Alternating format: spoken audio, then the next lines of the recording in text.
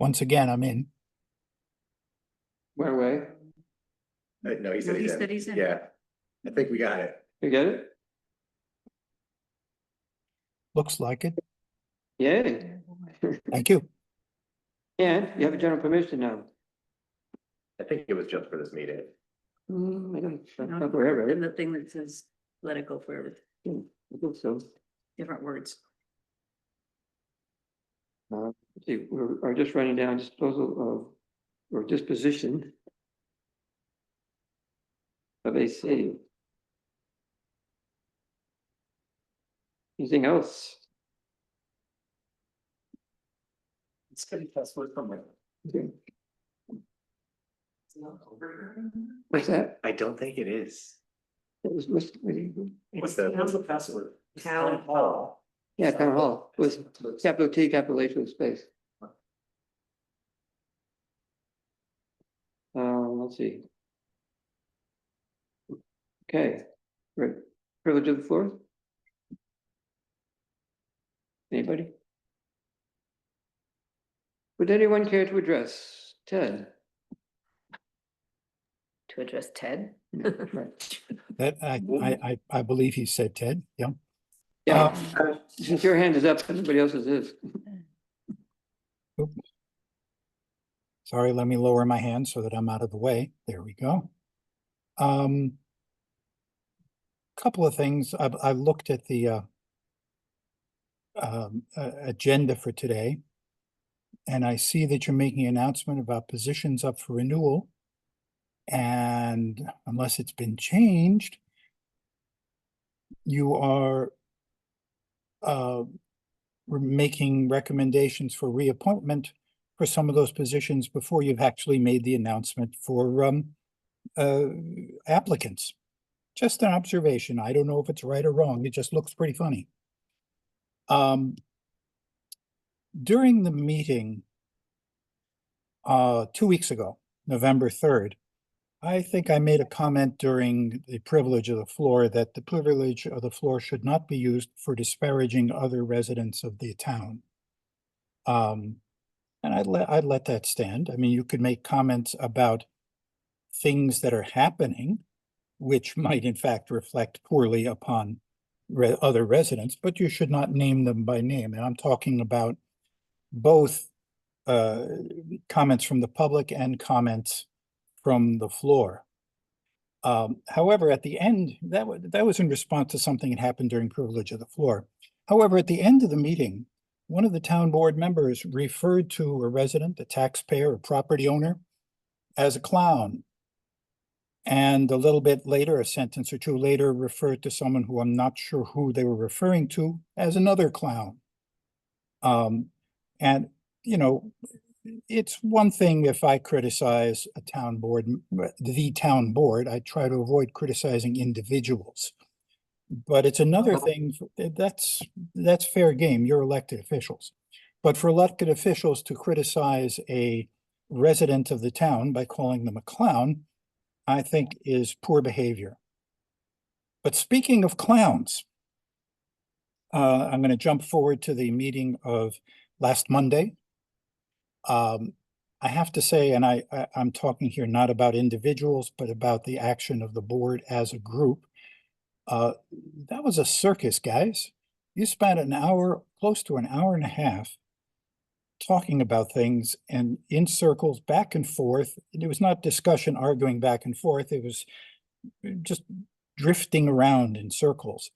And I have to actually compliment Leslie, because at one point during the meeting, she said exactly what I was thinking, which was, has any of this been done in writing? Have you made actual purchase offers in writing? Have they responded in writing? And a little bit later, someone, I think it might have been Leslie, but not necessarily, then said, so do we even know if there's a well on the property? Is there a septic system on the property? You were talking for an hour and a half almost about buying a property of which you haven't done the first step of due diligence on it, which is amazing, just amazing. And I'm sorry to say this is just an outside observer's observation, but it seems to me that you're bargaining with someone who's, you know, when you play poker, you keep your hand, you have some private cards that the other players at the table don't know what they are. And you're out of time, Playing with Ted. your hand on the table. Ted, if you could wrap up. Sure, I'm actually very close to being finished.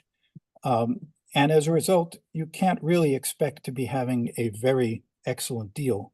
To which end, as I observed during the meeting last time, plus or minus some niggling thousands of dollars, you're ending up pursuing the most expensive possible way to handle the situation of what started out as a probable eyesore and potential danger next to town hall. The price that you seem to have agreed upon at that last meeting is just exorbitant.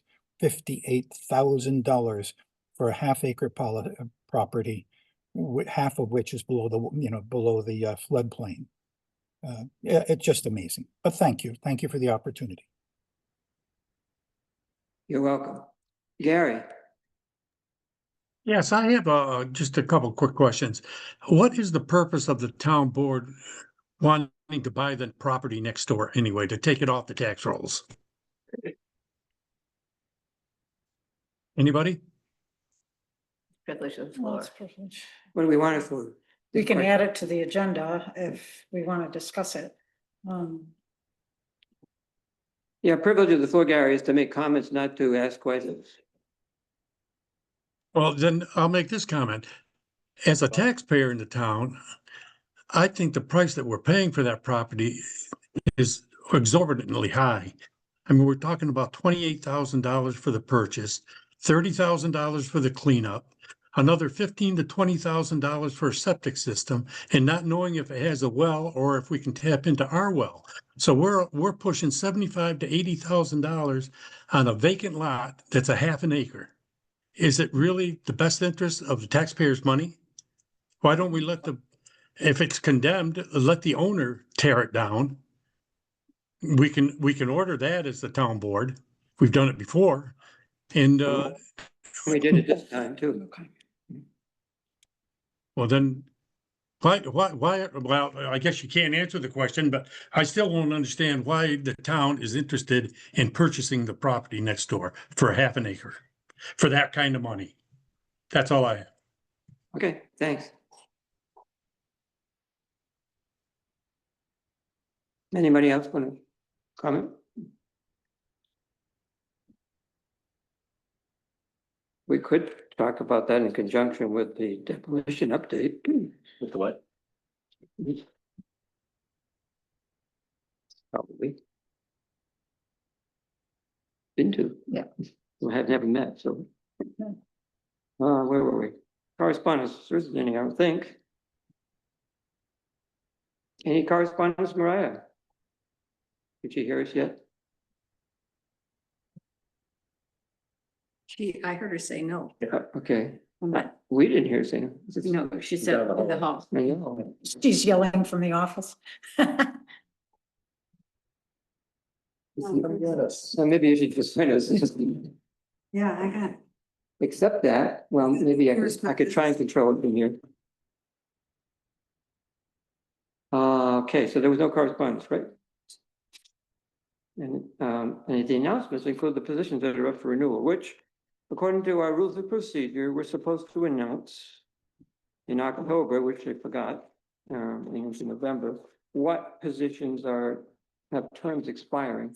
And so basically, what positions are open for people to apply to if they're interested. And we have one position under BCA. Do you mention who they are? They're open position, I guess not one.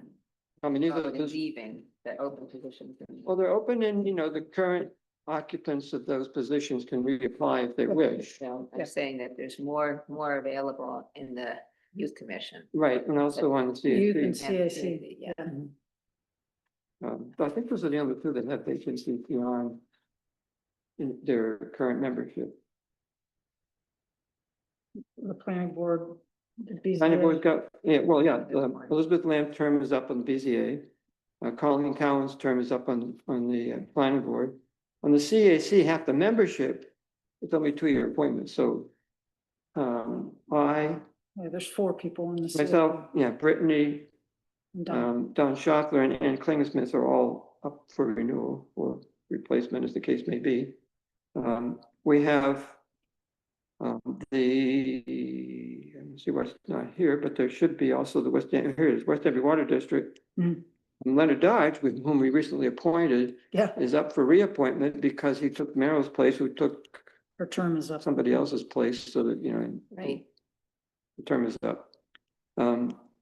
Peter McDonald has reapplied to be on the Tompkins County Environmental Management Council and is looking for our recommendation because he said these county positions are county appointments based on our recommendation. That and the recreation partnership, no, not recreation partnership, it shouldn't be on here. Recreation partnership is an appointment by us. The youth services board is a That's different. recommendation That's by us to a position that is then appointed Right. by the county. Both of those positions, however, terms are ending. And on the Danby Youth Commission, Connie Sapansky and Madeline Yaninski. Is Madeline on it anymore? Is she still on it? Madeline? Maddie. Madeline? Is Maddie still on it? Okay. Yeah. So those two are up for renewal. Yep. And there's Okay. room for more if we Right. had more people interested. Yeah, I think that's it. and technically the town historian should be on that list. Well, that's true. She just submitted. Yeah, her she's on the list, but not on that list. reapplication. Yeah.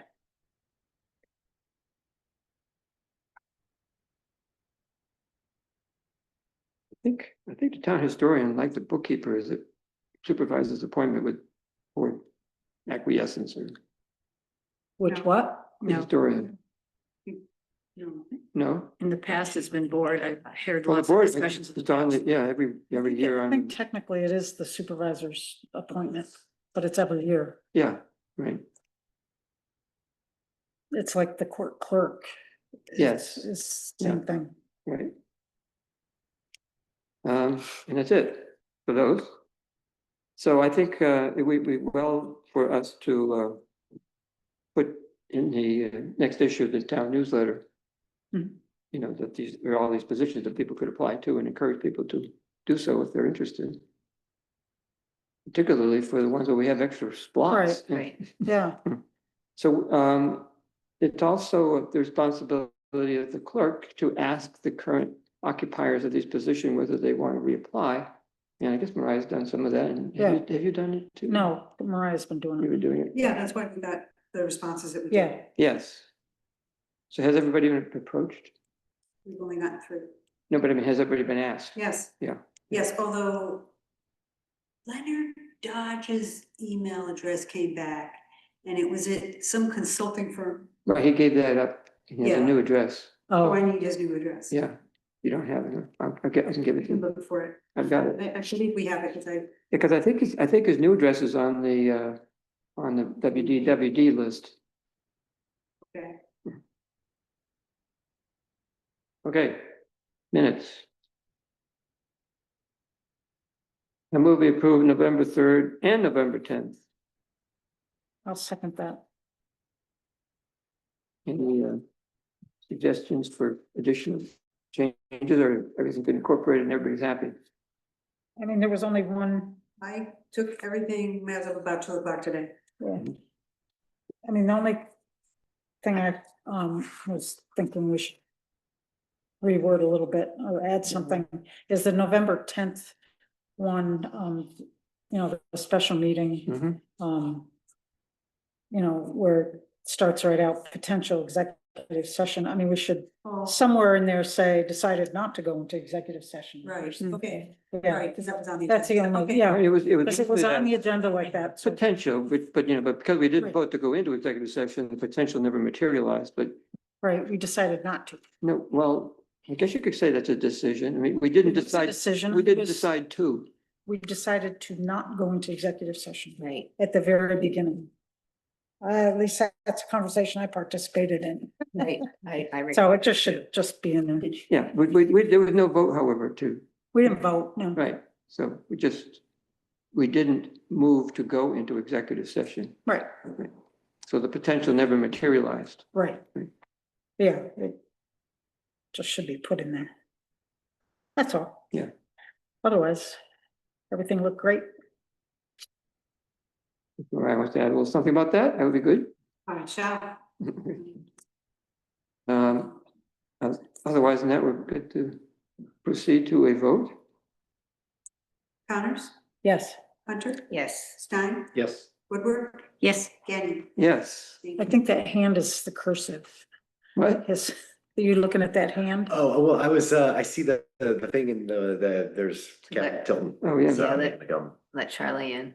Oh, Oh, yeah, I don't have my screens. I There. got- I can't, but Okay. you'll have to kind of keep an eye because, Can you click that okay too? I mean, I don't, yes, it's a minor thing, I just, it's it's just there. Yeah, it is. All right, thanks. Because I'm looking at this one, now, that one. Yeah. Let's see. Does Laura, Keith's not here, I don't, as far as I can tell. But Laura is, anything from highway, Laura? Not really at this time. You know, they're sitting and preparing and have been watching this weather pretty well. You know, we've had some things happen, but so far so good. Just moving along and making sure trucks are ready and making sure we're ready for winter. Gonna be Does- finding some chips report soon on some of the stuff that we can catch up with. Getting some reimbursement from the state on some of the projects last year. And that's what I know. Okay, welcome back. Oh, thank you. On to the warrants. Do you So, wanna just, Dan Klein did. have a yeah, I couple took him sec- off because he said he wasn't gonna, Oh, but he had a couple wasn't, sentences, I yeah. didn't know if you wanted he to. gave us a brief update, but if you want to mention it, but Okay, he didn't have much to report and he wasn't gonna be here, so I took him off. very good. I move abstract 22, general fund warrant. We should do the resolution first. Oh, that's right, I forgot to add it.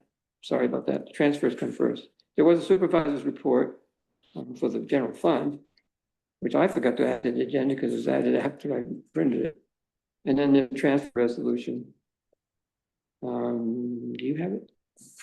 I have it? Somebody have it? I didn't have it. There's a late addition. Did it? Mariah has it. To approve the budget transfer between funds. Approve the transfer of budgeted funds between accounts. Yeah, it was from A 1420, attorney contractual to A 1990, contingency grant match of $4,544, and from contingent 1990 to 1990 400 to 1990 410 contingency grant match of 3,000. And that was to cover the, that was for the easement acquisition on, for the extension, we're now calling it Connington Valley Rail Trail. And we have from the county a $5,000 grant towards that. That would be coming to us, so the net cost of the town is, what, under 3,000. yeah, I wondered about that. Okay, Yeah, that's for the easement. Yeah, right. which That's we've been, fine. for a long time coming, because they told us back in, I don't know, July, that it was good So to we're go. getting 5,000. But Yes. what this is really for, I'm sorry to interrupt you, Joel. This Well, is the writing this is from Toma. Okay, Right. Toma went ahead and did the writing for the grant for the CDBG. which we opted to spend the Oh. money doing as opposed to, in Oh, order to okay, yeah, try to get another round.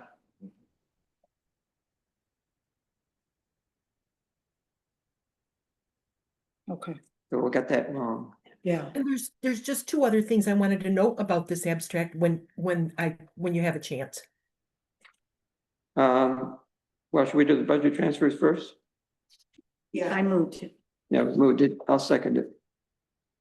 I'm sorry, who moved it? Me. Pat did, and I seconded.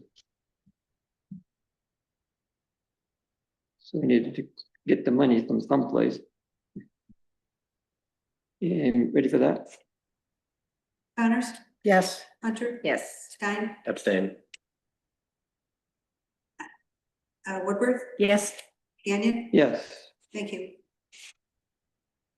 And that's it for the budget transfers, I believe. Other comments on the abstract from Laura? Yes. Yes. I wanted to note it, maybe Mariah for the minutes, that there, and thank you so much, Mariah. Mariah is so great. She takes our last minute things as we sit and notice them and make sure they always get out there. Voucher number 454, would really like to change that account number on there from A1410.4 to A480. So that is just a note on that one, that needs a change, and I noticed that at the last minute, so I apologize for that. That would be 480. And then voucher number 445 for the grant easement for NICEAG. I'd like to change that account number. Instead of A1990.410, change it to A8020.400. And that's all been noted on your part of the supervisor's report for the account analysis. But we just didn't get that on there in writing in front of you. But those two account numbers will be changed when this is submitted.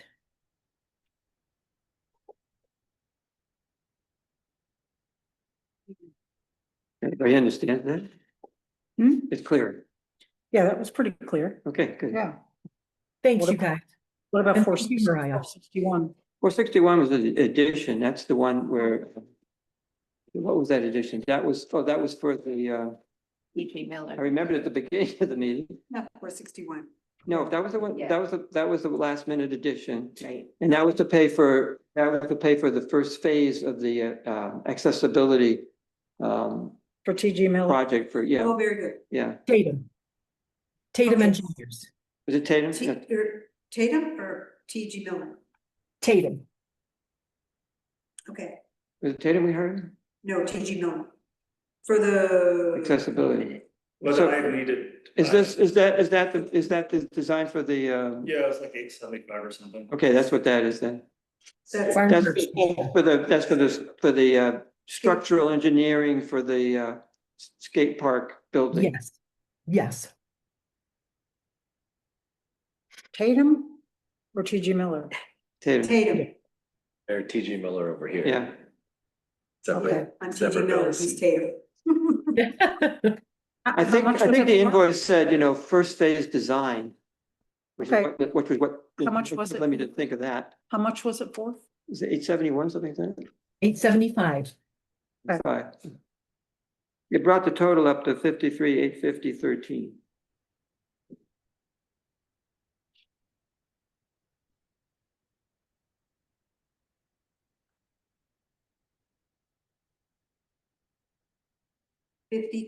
$53,850.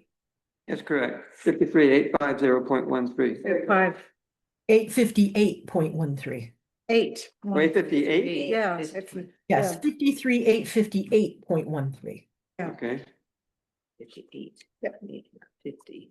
No. Must have misread it, because I thought looking at the. No, we just need abstract, to have it right. So. Mhm. Okay, I just copied it off the bottom of the abstract. Is it right on the abstract? Yes, for $875. okay. No, but I mean the total on the abstract. 52 is, yes, that should be, Not 52, 58. You're 53,858. And I thought I copied it off the abstract as 53,850. That wouldn't make sense based on the old one in this edition. Well, no, it wouldn't, but it could. But now the- What I'm saying, I think if 858 is correct, what I saw was wrong, if I saw what I remember. That's why I asked, is what does it actually say on the abstract at the bottom? The revised abstract that you sent the last minute has a new total with the addition of the last 461 to it. And a new total at the bottom. If 461 is 875, it's It should be, 53, 858, 13. okay. And if it's wrong on the revised abstract, it should be fixed. What revised But that's the correct number. The one we didn't get. Yeah. So, We don't have one to look at, a revised one. No, yes, we don't. So you're saying that it. well, there is a was- revised one and it was linked to the agenda and that's where I got it from. Mine, mine, But it was linked at the last minute, that's why you don't have it. Well- You would have, one would have had to have gotten it like at 4:30 or 4:45. Maybe if we have. I've got it here, guys. It says the one that I sent out. It's Yeah. 53, 858, 13. Okay, Yeah. that's correct. Yes. Good. okay, So is it okay now to move abstract 22? General fund vouchers 431 to 461 for $53,858.13. I'll second that. Any further comments on it? I would appreciate it if we got these last minute things, if we could just have a printout. A Mhm. printout, so that we can actually it would see, be available when we see come what in it and is. sit down, Mhm. not available. That would be nice. That's what we'll do. From now on, if something's last minute, I'll make sure I get printouts on the table. Thank you. So you've got them. Good point. I mean, I don't like it either, it just happened. Hmm?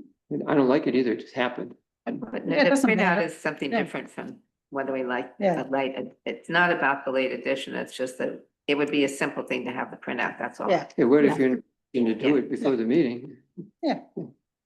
Well, I agree. Yes.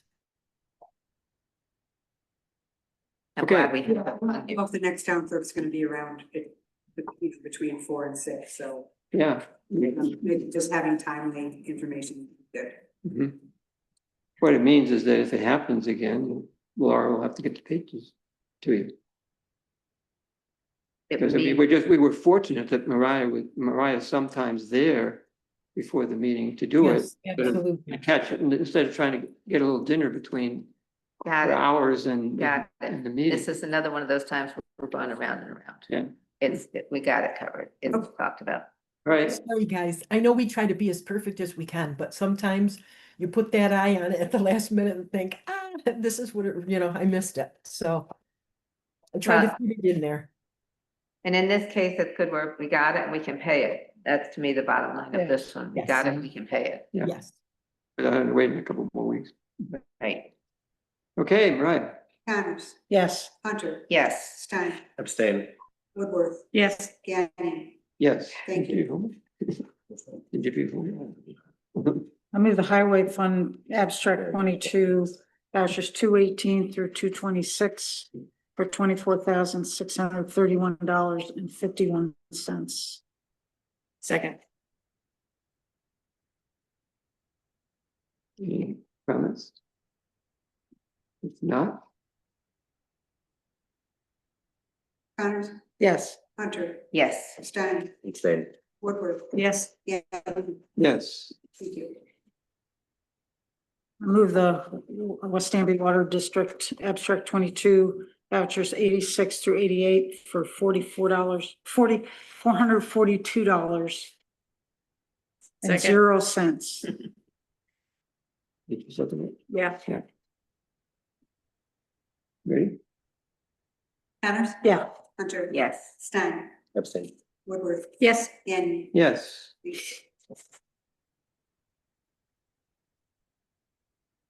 Okay, moving on to business.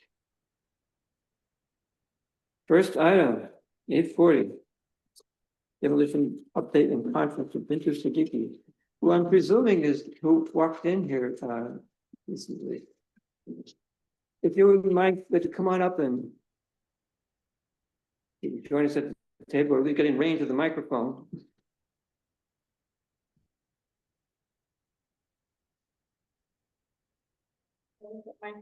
Sit right now. Oh, it's, This, yeah. Hey, Hello, everyone.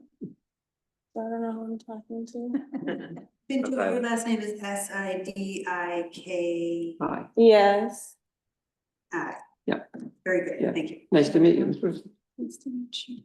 And I spend a lot of time on the phone with this man. no, I think. Oh, I'm sure all of you guys probably spend a lot of time with him on the phone. So this is Leslie Connors, Catherine. I know Hunter. her, Do you? I know her, Okay. yeah. Just for a little while. Just a little bit. Yeah, Yeah.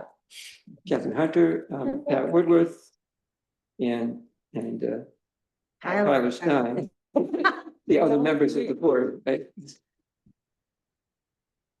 Okay. Right, what do I gotta do? Do I just start talking? Okay. Hurry or else he's gonna talk. I can give you a little Right. update in that, I haven't heard any, after we last spoke, I did send to Raphael, the proposal that the town board voted on last time. And also asked him and indicated I would be happy to talk to him on the phone.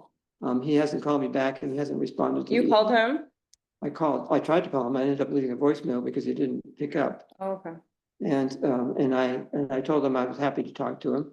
And I also told him that I would, and I did send an email summarizing what the board, in fact, what I did is I lifted the resolution as adopted by the board and included it in the email.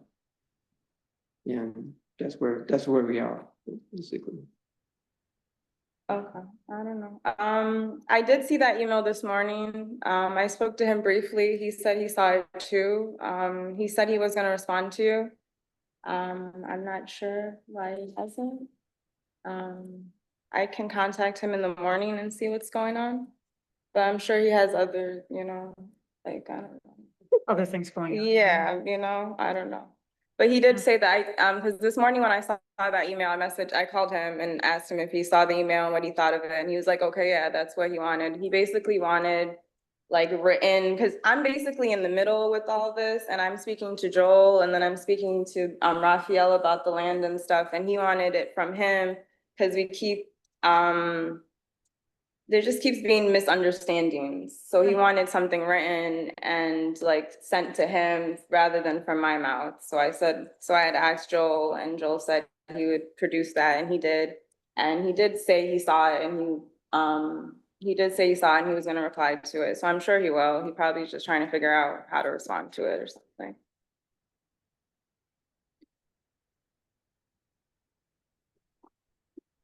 Just looking at everybody, I don't know. Did you ask him for a response by last Friday? I mentioned that to Bintu when we So spoke with him. last Friday, what I got was that you guys wanted us to create some document that basically said that he agrees to the 30,000 cap for the demolition and then the 28,000 for the property. I was originally he asked me to write it and I was gonna write it, but if I write it and then right now I'm here talking to you guys, trying to say I should get paid for work that I've done, I'm doing work again that I might not get paid for. So that's why I asked him to write it. Get you out of the middle. Yeah, I'm like, because am I gonna get paid? Like, yeah, Is he not paying you? That's a so separate thing. He brought me into this regarding the demolition and trying to help him in coordinating the demolition. And then in all that, then he came and said that Joel wanted to that he had came to him saying that he wanted to purchase the property and that the best way to go about it would probably be to do an appraisal. I was out of that for a little bit and then somehow I got brought into that. My whole thing was trying to coordinate the demolition and trying to talk to Steve and figure it out. But when I had a hard time getting a hold of Steve, that's when I then contacted Joel because Steve wasn't really answering me. Yeah. So Who usually pays for an appraisal? Isn't it the seller? I don't know. That's the whole thing is like, there's a lot of like gray area in this situation because is there a sale? Is there not gonna be a sale? And so that's what my situation is like. how am I, if there isn't a sale, how do I get paid? And I did all this work, and I feel like I did most of this work for you guys because the appraisal was for your benefit, even though I do see that it could be in his benefit in some way, like in both ways. It's just, it's kind of to me, it seems like, I have notes on all this, probably a little bit better, Because we easier haven't been too. thinking much about it. I mean, I you're mean, it was stuck I who between a rock suggested and a it. hard place. Yeah, It was I who suggested the appraisal in my initial conversation with Raphael. Because he told me at that point that he wanted $35,000 for the property. And I told him I thought that was way more than it was worth. he And offered that- him, sorry. And then I suggested that we have an independent appraisal in order to get somebody who wasn't us trying to get it for as little as possible, or him trying to get as much as possible, trying to set a price that's reasonable. And I suggested that we, the town, would be willing to be bound by what the appraisal was, plus, and I suggested we get it appraised both ways, as is and with the house gone. And then it was up to him to decide which way he wanted to sell it to us, but he could sell it to us. We would be okay either way. We would buy it for either as is or post demolition, whatever the appraised value was going to be either way. That was my proposal, but then that proposal was not agreeable. And he didn't agree to do that. And I suggested we could split the cost of that appraisal. But that was not agreeable. And I think I mentioned to the board at that point was that I agreed to have the appraisal done anyway, and we would split the cost, but it wasn't going to be determinative of the price that we would get. It would be subject to negotiation afterwards. And that's what happened. It was, in fact, we got the appraisal. I was surprised at how high it was for the as is. That's a whole nother story, why we went through two sets of hunting for appraisals, because the first one that we agreed on wouldn't appraise it as is, only with the house gone. So then we ended up saying, okay, let's do this other person so we can get an as is price, because that was what we wanted. And then we had this back and forth, we went through the thing, the appraisal came back 26, we wanted more than 26, we ended up, just saying, well, we'll do 28 as is. And then it was, how do we handle the cost of demolition? We said, wait a minute, maybe we can get grant money for it. And so we that kind of held things up a little bit. And then we decided that the last meeting, no, it's not going to go after the grant. Let's get it. We're willing to pay the cost of the demolition, but we don't want to give them a blank check. So we're going to wait. So that's where the 58,000 came from, up to 58. That's where we left off. We haven't heard back from Raphael to say whether he's agreeable to that or whether he wants a blank check or whatever it costs to do it. Yeah, I mean, I feel bad for Bintu, who's So do I. sort of been in the middle of this whole thing. We've, I mean, we don't have a contract with anybody helping us. I feel like, and I think it's maybe in nature of the seller, if he ever sells, that we're not really getting anywhere. We certainly haven't gotten a great deal. We're not only having to buy the property, we're having to pay for the demolition that he was ordered to do in the past. In July. The one thing we know is the place will be demolished. Hmm? The one thing we know is that the place is going to be demolished. Yeah. Regardless of anything else that happens. Right. Even Even if we paid, No matter what happens, the building will be Yeah. demolished. Yeah. So I mean, so what? And what I was gonna say is that this has been complicated because simultaneously while you guys are trying to get the appraisal and stuff, we're also getting like Steve and people like, you gotta demolish it, you gotta demolish it. So we're at the same time also trying to negotiate, and it's like things then get put on hold, but then it's like, you gotta demolish it, you gotta demolish it. Like, you gotta give us some grace to like have some kind of conversation for negotiation, and then also trying to figure out this whole demo thing. So that's why he's a little bit frazzled, because he's like, I'm just gonna go ahead with this demolition, because last time they were like, do it, don't do it, do it, don't do it. So he's just like, I'm just gonna go ahead with the demolition. When it comes to the pricing of it, he thought that you guys were gonna cover all of it if it was demolished. We don't know how much it's gonna cost, the demolition. We're thinking, well, the estimate we got, or the contract price we got, was a 27.9, which at first it was 29.7, but they took some off because we did the survey already. And so, and then there's the air monitoring, and we don't, like, he's just concerned, like, what if other things come or something? I don't think that he's trying to walk away or anything. I think he's just trying to figure out what, like, if he should agree to that, because what if more happens or something? And then again, he's agreeing to 30, the 28 and that. So I think he's just doesn't want to be like, yeah, okay. Which I think makes sense.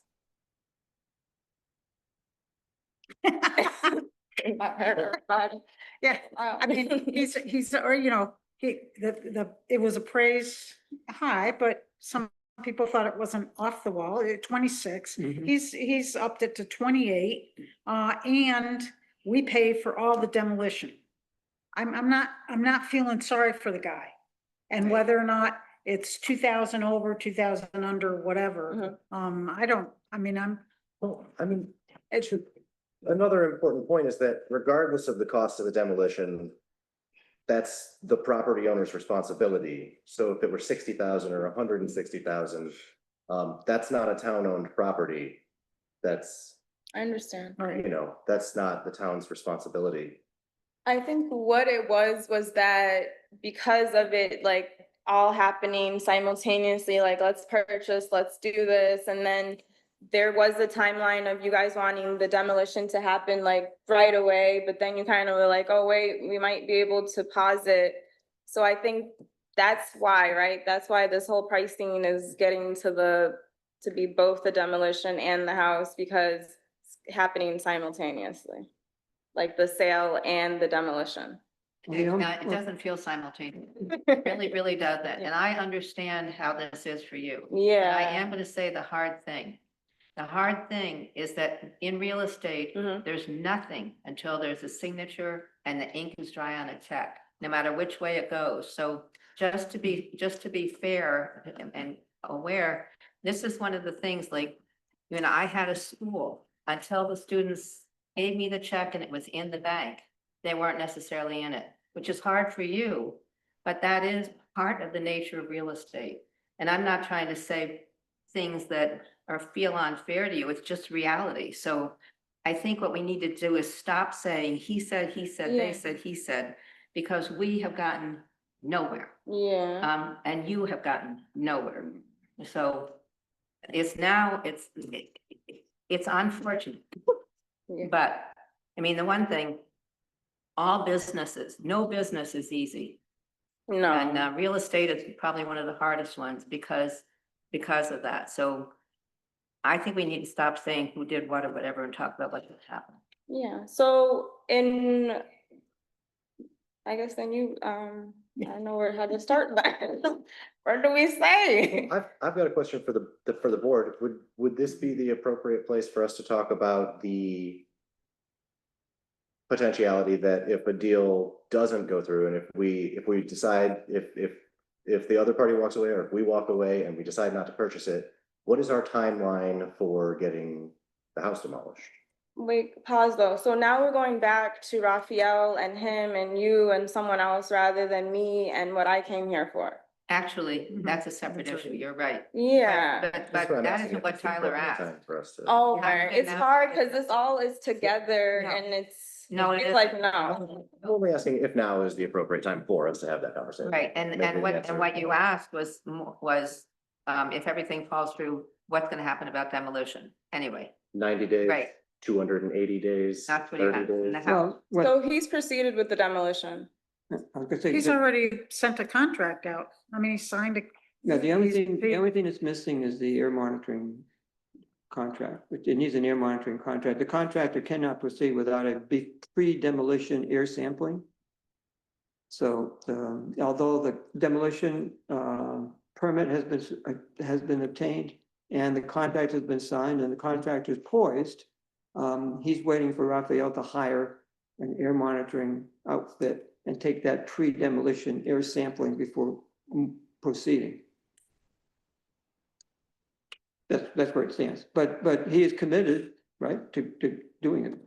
So I haven't been, as close of a party to these discussions, but I'm wondering if, since we're at square one, I guess, right? Well, not quite.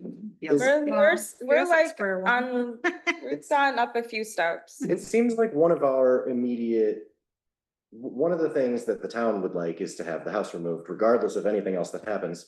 So Yeah, I don't see a reason why we should slow that process down. Shouldn't we just get the house off there and then talk about buying it? well, there's no harm, I mean, it looks like the demolition will proceed regardless of what happens with the, whether we agree to buy it this week or not at all, or in 6 months, that's. It seems like we've interrupted the demolition.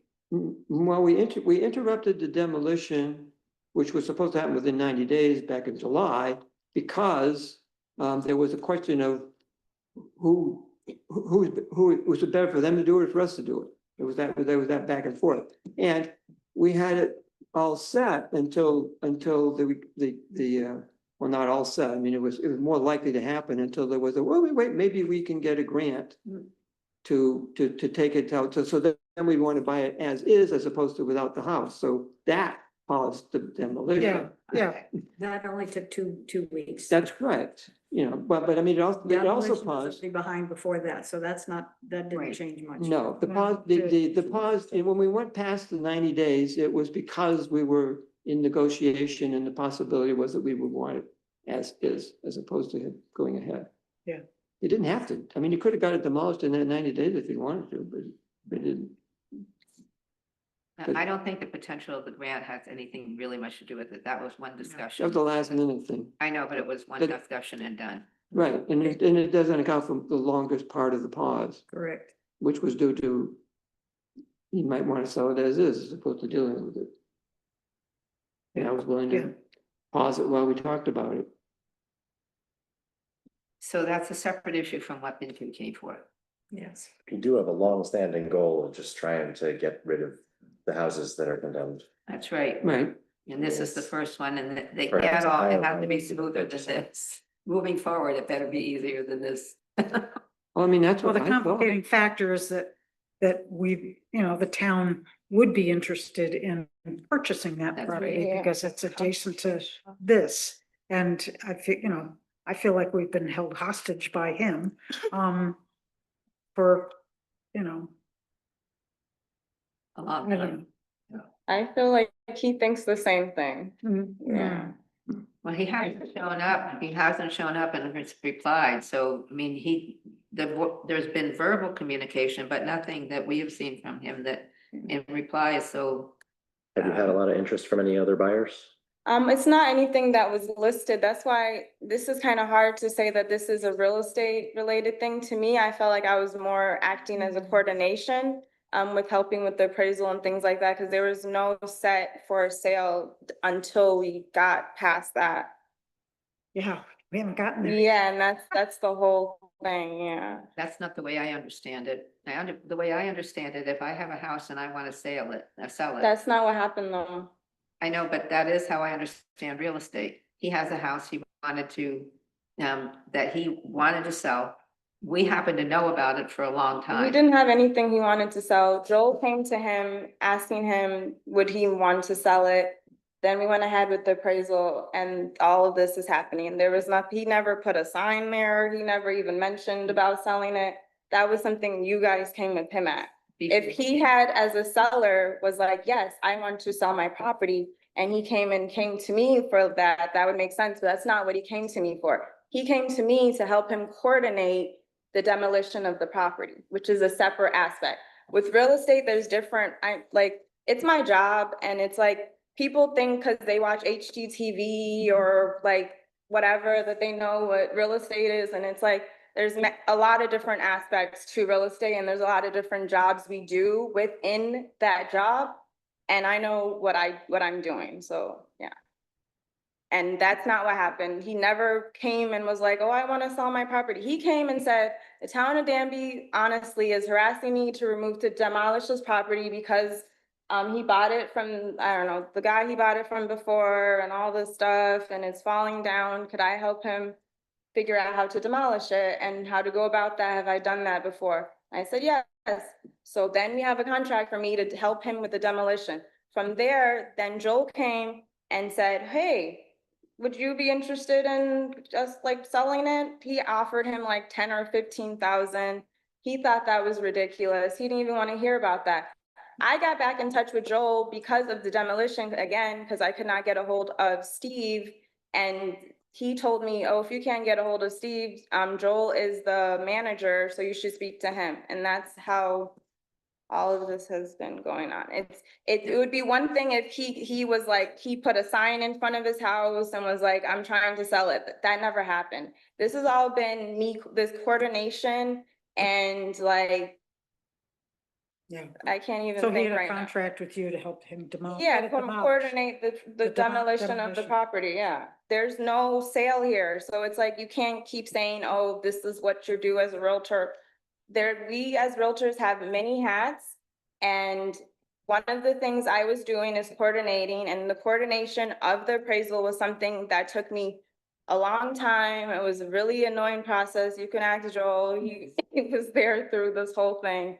And then we finally got to the point where we got the appraisal and now we're still kind of in there. Cause I think he's still kind of confused, like, are they serious? And then you guys are like, is he serious? That's what I'm seeing. And because again, I'm in the middle with you guys both. Yeah.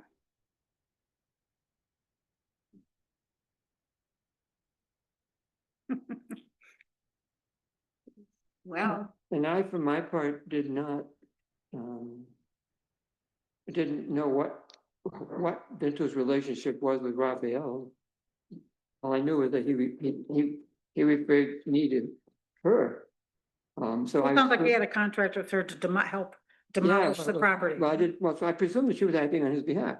Yeah. Well, and there is no contract between you and the town. No, so what happened was I was on the phone with Joel, and in New York State, a verbal, like if someone made a verbal contract can be Legally binding. legally, yeah, binding on whatever. You know, like it's hard because we're like, we're talking a lot. Joel's cool. Like I like him. I could talk to him for a long time, and I have. But long story short, in our conversation, I don't know, maybe we got a little too friendly, but he mentioned to me that he was commissioning me to go ahead with the appraisal and things like that and coordinating it. And so that is what I did. And he used the word commission. I don't even have that in my vocabulary. Well, now I do because I have to get paid, but like, but that is what happened. Yeah. And he can say he doesn't remember saying that, but that's what I remember. And that's why I proceeded to do the things that I did and went ahead and coordinating the transaction and all those things, or I wouldn't have done it, honestly. smart. Because I was just calling about the demolition. Respectfully. All this is now clear, but it wasn't clear at the time. So, as you said, we can and we do have long conversations. And she heard me say that commissioning her to do this. I don't have any recollection of saying that, but that doesn't mean I didn't say it. But there's no record one way or the other. And of course, nothing in writing that would indicate that we had this conversation and I was committing. And you, the board, know that I wouldn't have entered into a contractual relationship without bringing it to the board for concurrence. Right. Even though I could, within reason, I wouldn't. It's just not the way I act. And I did bring the appraisal to the board saying, here's what I proposed, and made sure that everybody was okay with the idea of splitting the cost of an appraisal as part of exploring the possibility of purchasing the property. Because that's what that was about, was an exploration into the possibility of purchasing the property. And then the real, because when I first approached him, which is I did on behalf of the town, because it was my understanding that we kind of, nobody's asked him, is he willing to sell? So it's like, okay, I'll do it. So I did it. But in that long conversation, that he said 35. And I said, more like 14, and so there was, like a big gap between us, and that's where I proposed, well, how about we hire an independent appraisal to have something to go by? But that was all, exploration of the possibility. It wasn't like, so what my confusion was, I didn't know what Bintu's role was in it because I talked to him, he said, I'll think it over, but then he told me to talk to Bintu, and then ever since I've been interacting with her instead of with him. So, Right. Until this, until she in our last conversation, Well, it said, feels we like- really had to talk to you. Feels like paying her should come out of It's, the money that we, we pay for the house. he should be paying for it. Whether, it's part of what we would pay for. I feel like in some ways we should just drop it, have him demolish the house, and then if he wants to sell it, the property, he can put it up for sale. I mean, it's just, he's never come, we've never talked to him. This has been going on for years. It Yeah, this is predates, recent. predates him. It's not for us. Yeah, predates him. Mhm. But if we were to go through with what we had thought, we've never heard from him. She should be paid out of He that. comes money. and he watches these, He came twice. yeah. Yeah, he came twice. I think he just doesn't want to like put himself or say things that he's not sure of. And I think that's why he Yeah. doesn't like just come and, say anything. Yeah, But he's watching and he's listening to this stuff, and he was,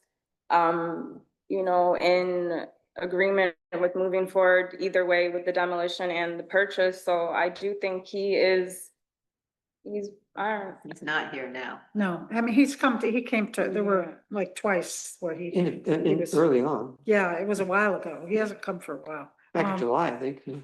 But, I feel like if we don't, we need to hear from him before we do anything, I think. Well, I mean, We as can't chase him down. We're No. not, it's, as either you said or Catherine said, that whole question of whether we purchase the property is separate from the question of whether or not Bintu get paid anything by us, yeah.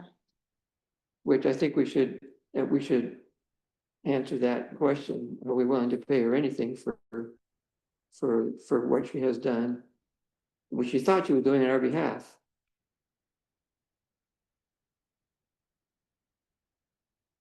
Why didn't you get it in writing? Because I thought I could trust his word, and I thought the town of Danby would do the right thing. I didn't think I You needed said that you've to, done this work before? not precisely with the appraisal and this whole situation. I've never had this situation before. yeah. So, nobody no. wins. Are you like employed with a real estate agency? Yeah, I am, but in this situation, this is a coordination aspect. This isn't really like, there's no sale. Like, he hasn't listed his property. There's nothing like that. Have you billed the town? I didn't see any kind of bill. Yeah, I did, and that's why we're here. Yeah. How much was the bill That's for? been shared with you. Maybe I didn't see the number. Yeah, $1,000. Just 1,000 even? Yeah. Is that like a standard fee? Yes, usually it's you ever standard charged that? coordination. It had three components. Have you ever charged that fee to anybody else? I usually actually charge people more, for the coordination and things like that, but I thought, cause it was the town and whatever, we did 1,000. So normally you would charge more than 1,000 for coordinating what? It's taken us it's taken over 3 months to get all this done, and more than that, honestly, cause I've been dealing with this since like May, June, so it's taken a long time. It's not like I just called someone and then they came. No, I had to call him, I had to email these people. It's been a long thing. And then like, I'm in here when I should be in my house watching. Not to this. mention, we've had Watching long conversations, which Yeah. off topic, but that time isn't included a- in what she's billed. Yeah, it's just a lot of different things. And like, okay, from what I have written is like, after I shared my client preferences, I coordinated with multiple appraisers, scheduled and rescheduled appointments after delays, maintained communication between all parties.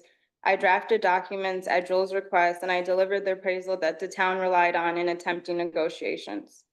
In pursuit of trying to sell a house for someone else who you are contracted. There's no house, hon, because that's not what was going on. He was never, you guys are the ones initiated the sale of the property. He never initiated any of that. So that's what you're saying is inaccurate. Yeah, it's two separate things, a sale, a real estate transaction, and then coordination. We haven't even gotten to the real estate transaction part because we haven't even gotten to a agreement on a price or if you're even gonna move forward, and they don't even wanna offer any more money. He's okay, everyone's just kind of in different places with this whole situation. But we're not, I mean, we're not in any kind of real situation. We don't have anything from him. Yeah. I mean, and Well, it's not he saying we did haven't. he did sign something saying that he was willing to give you guys the 28 and that, I mean, to sell it to you guys for 28,000 and that, I don't know what else it said, because I did write it. I forget what it said. Yeah, I forget. And he did ask him, he just wanted it from him, because I came to him thinking that you guys had already agreed on paying for the demolition to be whatever. And so I relayed that to him, but Joel again explained to me that he needed to come confirm with you guys. And so, I'm just in the middle and I just wanted the words from him so that it's like set in stone. And again, it's separate situations going So on. you sent him what came out of our last meeting. Right. And asked him to reply by Friday? No, he just sent it I on Monday. just sent it yesterday. You just sent it yesterday Right. and asked him to reply. This by- I morning. didn't give a reply back. I thought we were going to ask him to reply by a certain date. Well, that was a conversation, what we said was that's the proposal, and we wanted to reply by Friday. I did convey that to Bintu. She was busy and didn't get it to him for, a couple days or something. So I did speak to him, and again, he wanted me to have Joel write it to him, and that's when he just then, I spoke to Joel on Wednesday or Thursday. I didn't speak to him on Friday, which I should have called him on Friday, but I couldn't. I didn't get home till late. Anyway, so then I spoke to him on Saturday. Saturday, he said that he would write the thing. So he wrote it this morning on Monday. So Raphael just got it today. That's why I'm like, you guys got to give him a little time to respond, Didn't I send it yesterday? I got it this morning at let me see. It doesn't really, it doesn't. Anyway, it wasn't Friday. Question. I mean, that was well, it was a week ago, right? Yeah, so, I guess, yeah, you did send it yesterday. Connor said Siddiqui should be paid from the money the town has set aside for the demolition. Nobody said anything after that. Are there responses to that? I mean, that kind of sounds reasonable. For the money. Well, a lot of things. So, have been said. so the town agreed to pay $30,000 for the demolition and there's some contingencies in there not to exceed. Right. Right. So could Siddiqui slip into one of those, I feel like we need to, instead of torturing Bintu anymore, that we need to have a conversation to finish this out. To talk about, whether we had a contract with her, whether we are getting anything out of this. I mean, I don't think it certainly isn't Bintu. I think it's the person that hasn't yet demolished the house that we ordered him to demolish a while ago. I think that there's problems and it feels like he's sort of playing us, maybe he doesn't want to sell. So I don't know, but I feel like we should have a conversation without forcing Bintu to listen to us.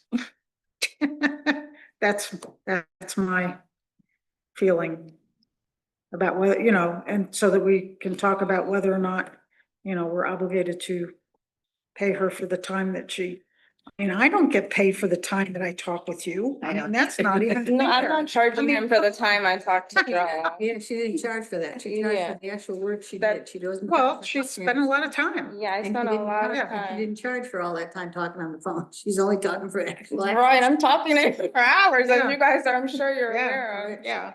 And I did produce, I did my work and I did produce and it did benefit you guys in the negotiations and things like that. Like, I can produce what I've done, you know what I'm saying? It's not like I didn't do anything. It's shown that I did work for you.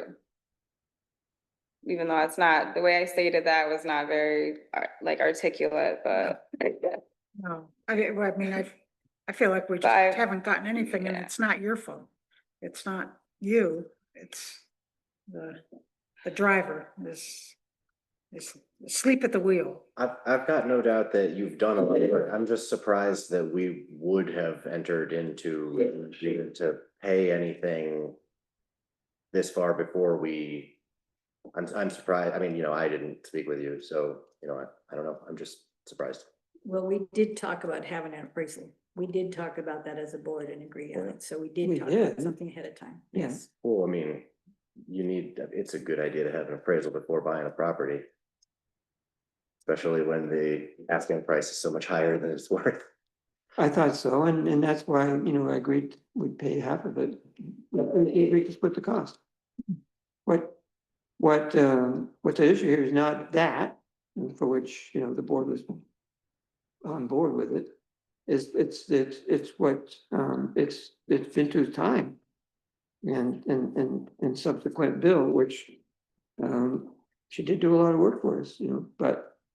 Or, I don't think it was necessarily just for us. I'm No, gonna say it that wasn't an just for appraisal- us. Appraisal to me, making an arrangement and getting that signed appraisal means that he wanted to at least have some interest in selling the property. That doesn't mean, you're right, he didn't put a sign out there. But if he agreed But to like, do an appraisal, to me, that does indicate his participation in preparation to sell the property. I may be wrong, but but it was requested by you guys, regardless of what you're saying, it was requested by you, by him, for you guys, to benefit you guys as trying to buy this property for whatever you guys are trying to do. So it wasn't. It was proposed by me as a mechanism for. But it was requested for me to go ahead with it and to coordinate getting these things done. So it was requested by you guys that I go ahead and go and do these things. So it was requested. I thought you said that Bintu asked you to go. I'm and do Bintu. this work. I mean, sorry, Raphael asked you to set up the appraisal. I never said that. I told you that Raphael asked me to do the demolition and that's what I was doing. Right. The appraisal was all done by him. I'm not like, yeah. Then how is that part of this bill? Sorry. I'm not trying to say you shouldn't be paid. I'm trying to say, I think that he's part of this. But my thing is, Whether he didn't ask for it. You guys asked for him, It and does- you guys came to him about the property and everything. The sale of it would be if he decided he was okay with the appraisal that you guys requested.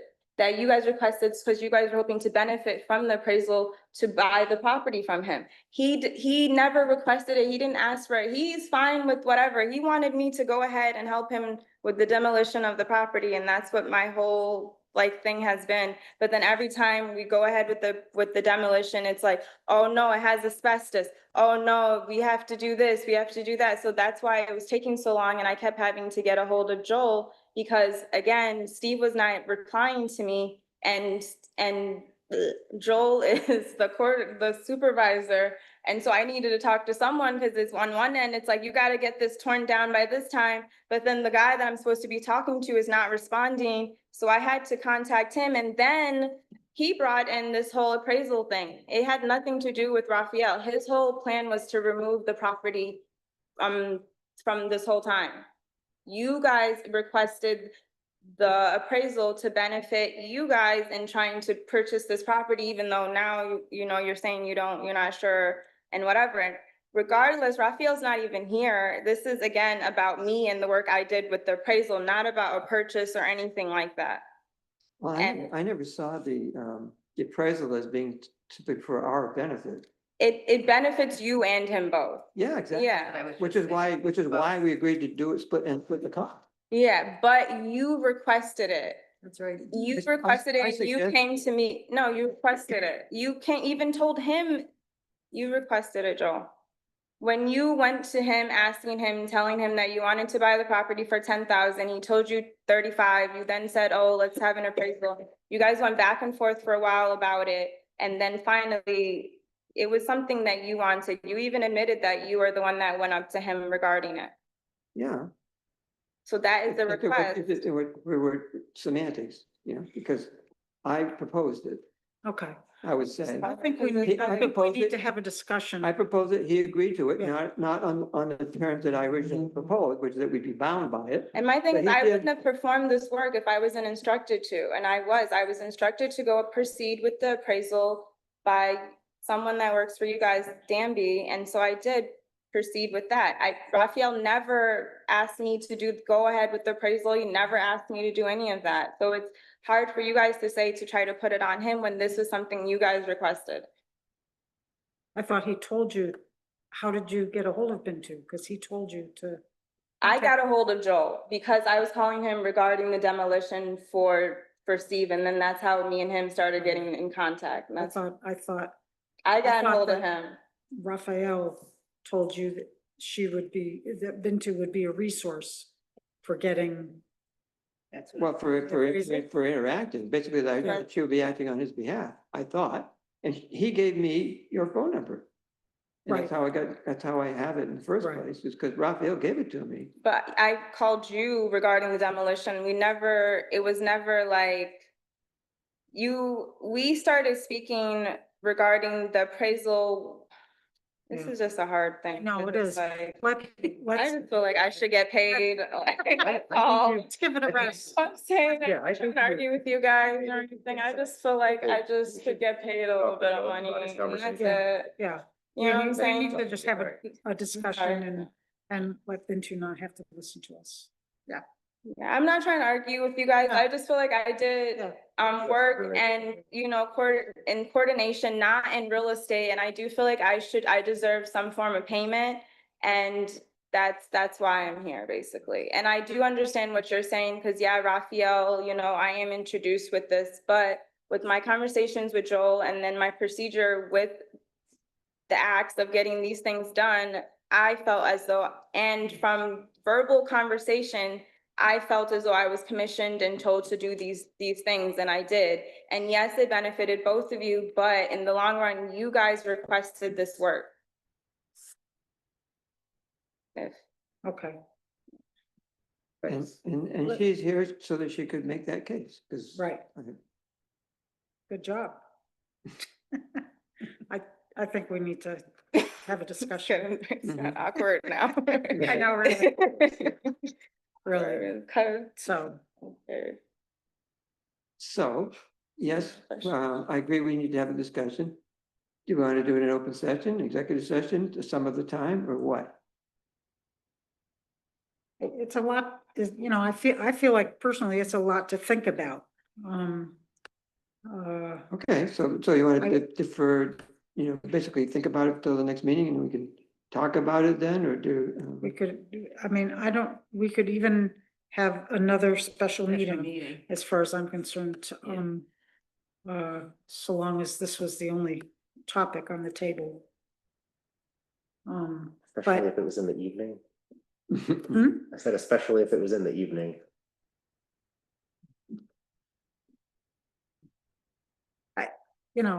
It's, I'm not keen on another meeting, but that's. Yeah, it's good. when are we gonna hear back from Raphael? I don't know, I mean, I didn't give a So- deadline. You didn't give him a deadline? He needs to have a deadline. I thought we asked for a deadline. We did. We did, I mean, we did Okay. say Friday, and I told Bintu Friday, and then it didn't, didn't proceed that way, but. So he didn't, so he didn't reply by Friday, now what? I think now, what for this, you should send that email you sent, maybe let him know he has like a certain amount of time, because Right. he just wanted something to see that what you guys agreed to the 30, and then the whatever, sorry, my brain is like cutting out, I'm getting tired. Yeah, We're just gonna- Yeah. I told him, I gave. You did, right? Well, in my email, which, did I not CC, maybe not, it just says, here's what the board decided, and I copied the resolution. Okay. Word for word. Okay. It said, it was up to 58. And so there's questions about, what happens if it's more? Well, That's not relevant. It's not not, relevant. yeah, well, it's relevant if he wants to raise the question, but that's the offer, right. yeah, basically. And we haven't heard back from him yet. Okay, well, So, so I don't see any rush for us to hear back. Bintu's been working and not getting paid by anybody. Sure, but I That's mean, is there any connection other- between No. us paying him and whether or not we do his property transaction in the next week or month? No, that's a unique issue. That's a separate issue by itself.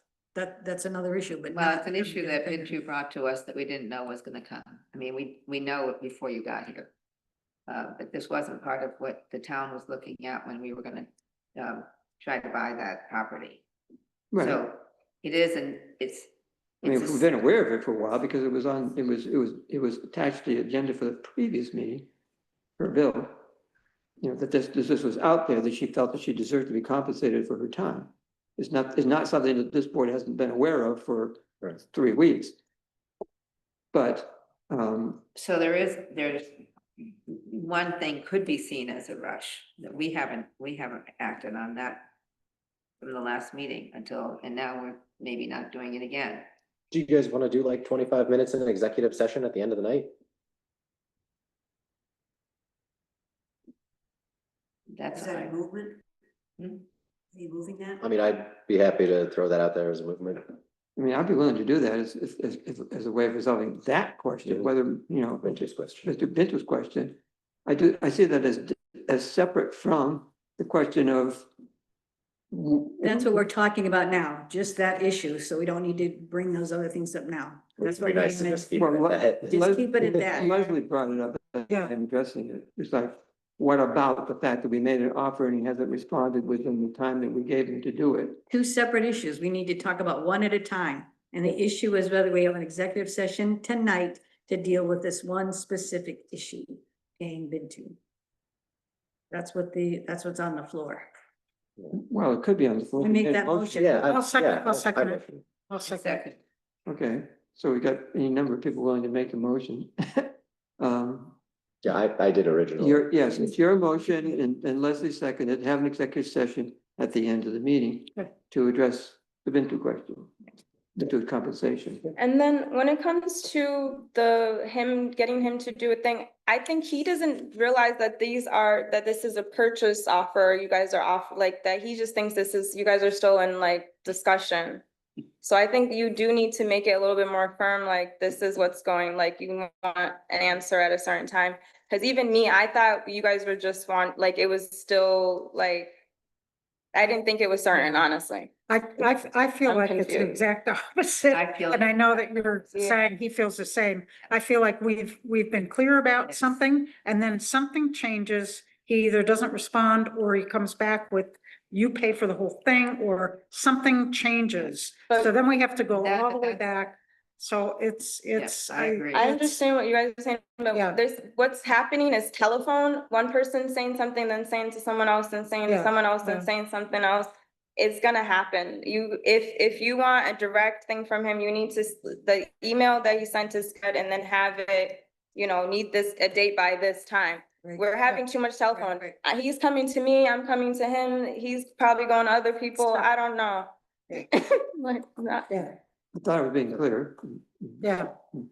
I mean, That's- technically, I think that's like the role of coordinating all this though, right? You Yeah. stepped into it Yeah. voluntarily. Not valid. Not for No. we haven't even gotten there yet. I'm going to play the role of the moderator in this discussion. We have a motion on the floor. And it's- The debate should be But- pertinent to the motion. And the motion is to have an executive session at the end of tonight to deal with Bintu compensation. question. Right. I do want to say Period. with what you just said, what's happening is that, We can come back to that. It's Okay. not germane to the motion. Right, Okay. right after this Well, vote. I mean, Pat said, let's get this off the table and then we can talk about the rest of it. Let's call the question. Well, you on don't that. need to, I don't think you need to. You call it? No, you have to say. I call the question. Well, now we have to vote. I have to vote on calling the question. Withdraw, so we can just vote. Withdraw. I don't think you need to call the question. I think we're ready to vote. Well, What's let's coming? try, let's do it then. Vote is- No more discussion. Right, any objection to voting now? Okay, go ahead. Connors? Yes, Hunter? Yes. Stein? Yes. Woodward? Yes, Daniel? Yes, Excellent. okay. Now, if we want to talk about other aspects, like Oh, okay. the term, you know, where we stand with respect to what we thought was a firm offer with a deadline of Friday, I'm saying, does it matter? If it doesn't happen that way, when, okay, so he failed to respond within the required time, does that mean, well, the offer's off the table? well, I honestly didn't. Okay, I fine, mean, it's his decision. yeah, right? exactly, yeah, but I mean, if he comes back to us in a week, are we gonna say to him, well, gee, because you didn't say yes by Friday, we're not willing to make, that offer's not good we anymore? can't say that. We didn't ask him to reply by Friday. You didn't even send the thing out early enough. I called her in time, and I told her what we said. You wanted That's me not to in write writing. it, You but do then that I. in writing for something official like that. That's not a verbal. And it's This not whole thing is a secondhand. mess, okay? It's a mess and, you know, everybody involved is responsible for the mess. I think if he wants to sell the property, he'll get back to us, right? Yeah. I think that we need to have some time, because the reason why we need time is because if he decides not to sell the property, we need to tell him to demolish the house. That's right. He's moving ahead to demolish it anyway. Oh, good, but it's not happening yet.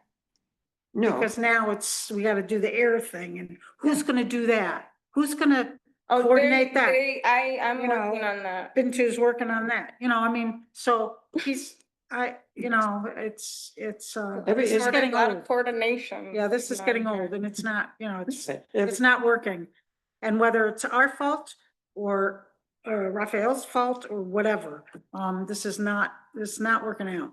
Right. I don't think it's anyone's fault, but we do need to change the communication to be more formal. Yeah. great. yeah, Well, we don't have a contract, Yeah, so this is all. it's, wasn't formal, At all. yeah. well, I thought we were trying to get to a contract. Which is why a board vote to say, we will pay $58,000, up to $58,000. You know, and in the previous board vote, that we will pay $28,000 as is. To Right. me, that was pretty darn formal.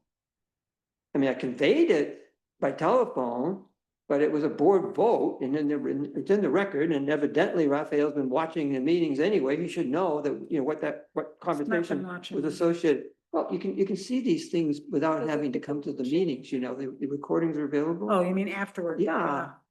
Whatever. Yes, I think we've talked about it enough right now. yeah, Yes, we have a lot of stuff on the agenda. Yeah. We should get. it's not to it. that much, but We should get to but it. this is anyway. important and we should get to it, yes. Yeah. Okay, so we're ready I guess not talking about it means that we're willing to defer further discussion until the next meeting Yeah. about what happened. I'm okay with that. I don't see any harm or need to say, if he doesn't do it, because he didn't, we're gonna do this. Oh, the This- demolition order stands, right? Right, So that's let's what- just The move on. demolition order stands and he's Let's move moving on. to implement. Let's move on. Not a Yeah. bad place to leave it, I don't think. Okay. Speaking of things that are ready to be. moved on. Thanks. Yes. Okay, you guys. Thanks, Bintu. The water quality improvement program grant is now at the point of needing to be accepted.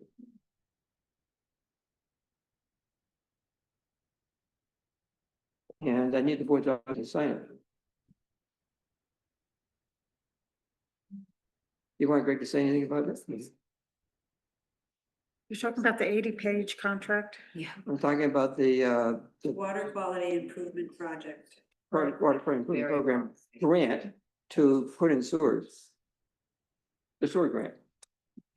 $4.85 million grant. And just a note on this is I think it's an important piece of this contract. So it goes from, it actually started as a 5-year contract. It started in May of last year when the application came out. So the 5 years unfortunately starts with the application. With the application. Opening. In fact, the town didn't even authorize to apply for the grant until July of that year. So there's a very short window, about 3.5 years. The contract goes till May 12th of 2029. The funds are only for construction, and there's a lot of work still to do before construction. One is raising over $1 million still of funds, of the matching funds, setting up sewer districts. Those are the two main large components of this project before any construction is happening. I think those two aspects of that, sewer district formation and raising more funds, will be very telling to see if there can actually be construction. This grant, so it's just for reimbursement of construction in that if construction doesn't start, say if a sewer district doesn't go through, doesn't get formed, the town needs to go back to the DEC for rescoring of the project, meaning to sort of reconsider the project because maybe Change the scope. changing the scope. Only one hamlet decides to go along, or. The town is not required to meet the terms of this contract. It's only for construction reimbursement. So if we don't do construction, we don't get the money and we don't own anything. Okay. And it's a short window. It is a short window. Yeah, it's It's a tough shot. there's a lot to do in There that is. time, especially because raising the funds, it seems like has to be done by those districts. They would be the one applying for funds, so they have to get set up before we can plan to apply. The engineering firm that is contracted to set up those districts, or at least create the document to set up those districts, Hunt Engineering, has offered to apply for the next logical round funding pot, which is the Water Infrastructure Improvement Act. And that would cover, I don't have a number on the top of my head now, how much it would cover from that remaining Right. some million, but that they've offered to apply for that for free. Part of the Right. services. I recall them doing that too. But so they've been very supportive. Of course, they have an interest, but nevertheless, they've been very supportive. But the bottom line here is that we can sign on the dotted line and not have any negative consequences associated with it. And you recall that Tim Steed told us before we even applied for this, that, you know, if we got the money and we decided not to do it, that it really wouldn't hurt our chances in the future of doing something Right. else. Right. You know, it's a big leg up in the process, is it 75% of the cost? Assuming, of course, it could be built for the cost by the time we get around to building it, which is whole nother question. Because costs have risen and we're not there yet. But nevertheless, there doesn't seem to be any downside to signing.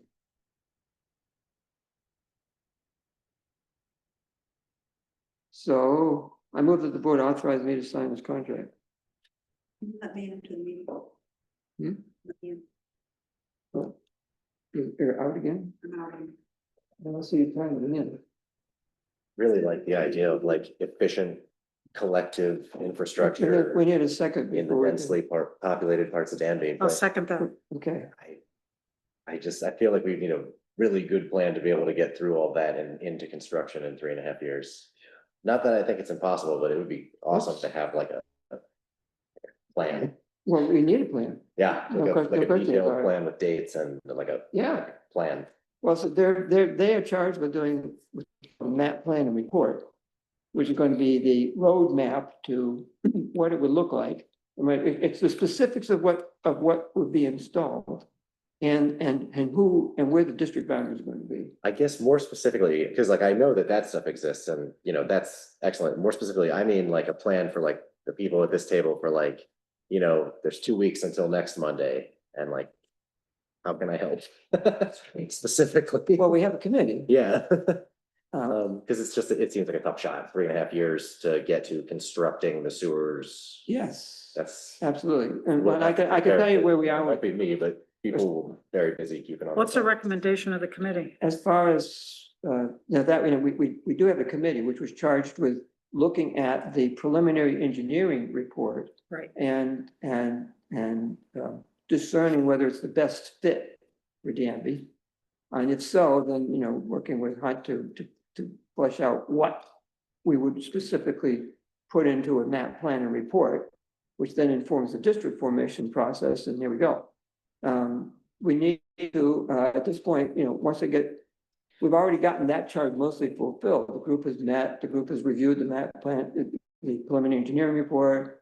Not quite there yet, but in fact, we're meeting tomorrow with Jim to follow up with, to get to in that process. But at that point, it becomes necessary to look beyond and say, okay, from here forward to perhaps, you know, the end of the road here where construction happens, even beyond, if it proceeds, who's going to oversee construction? And then is there going to be a group in place like the West Danby Water Committee that will, on behalf of the town, oversee and monitor the operation of the districts when they're formed?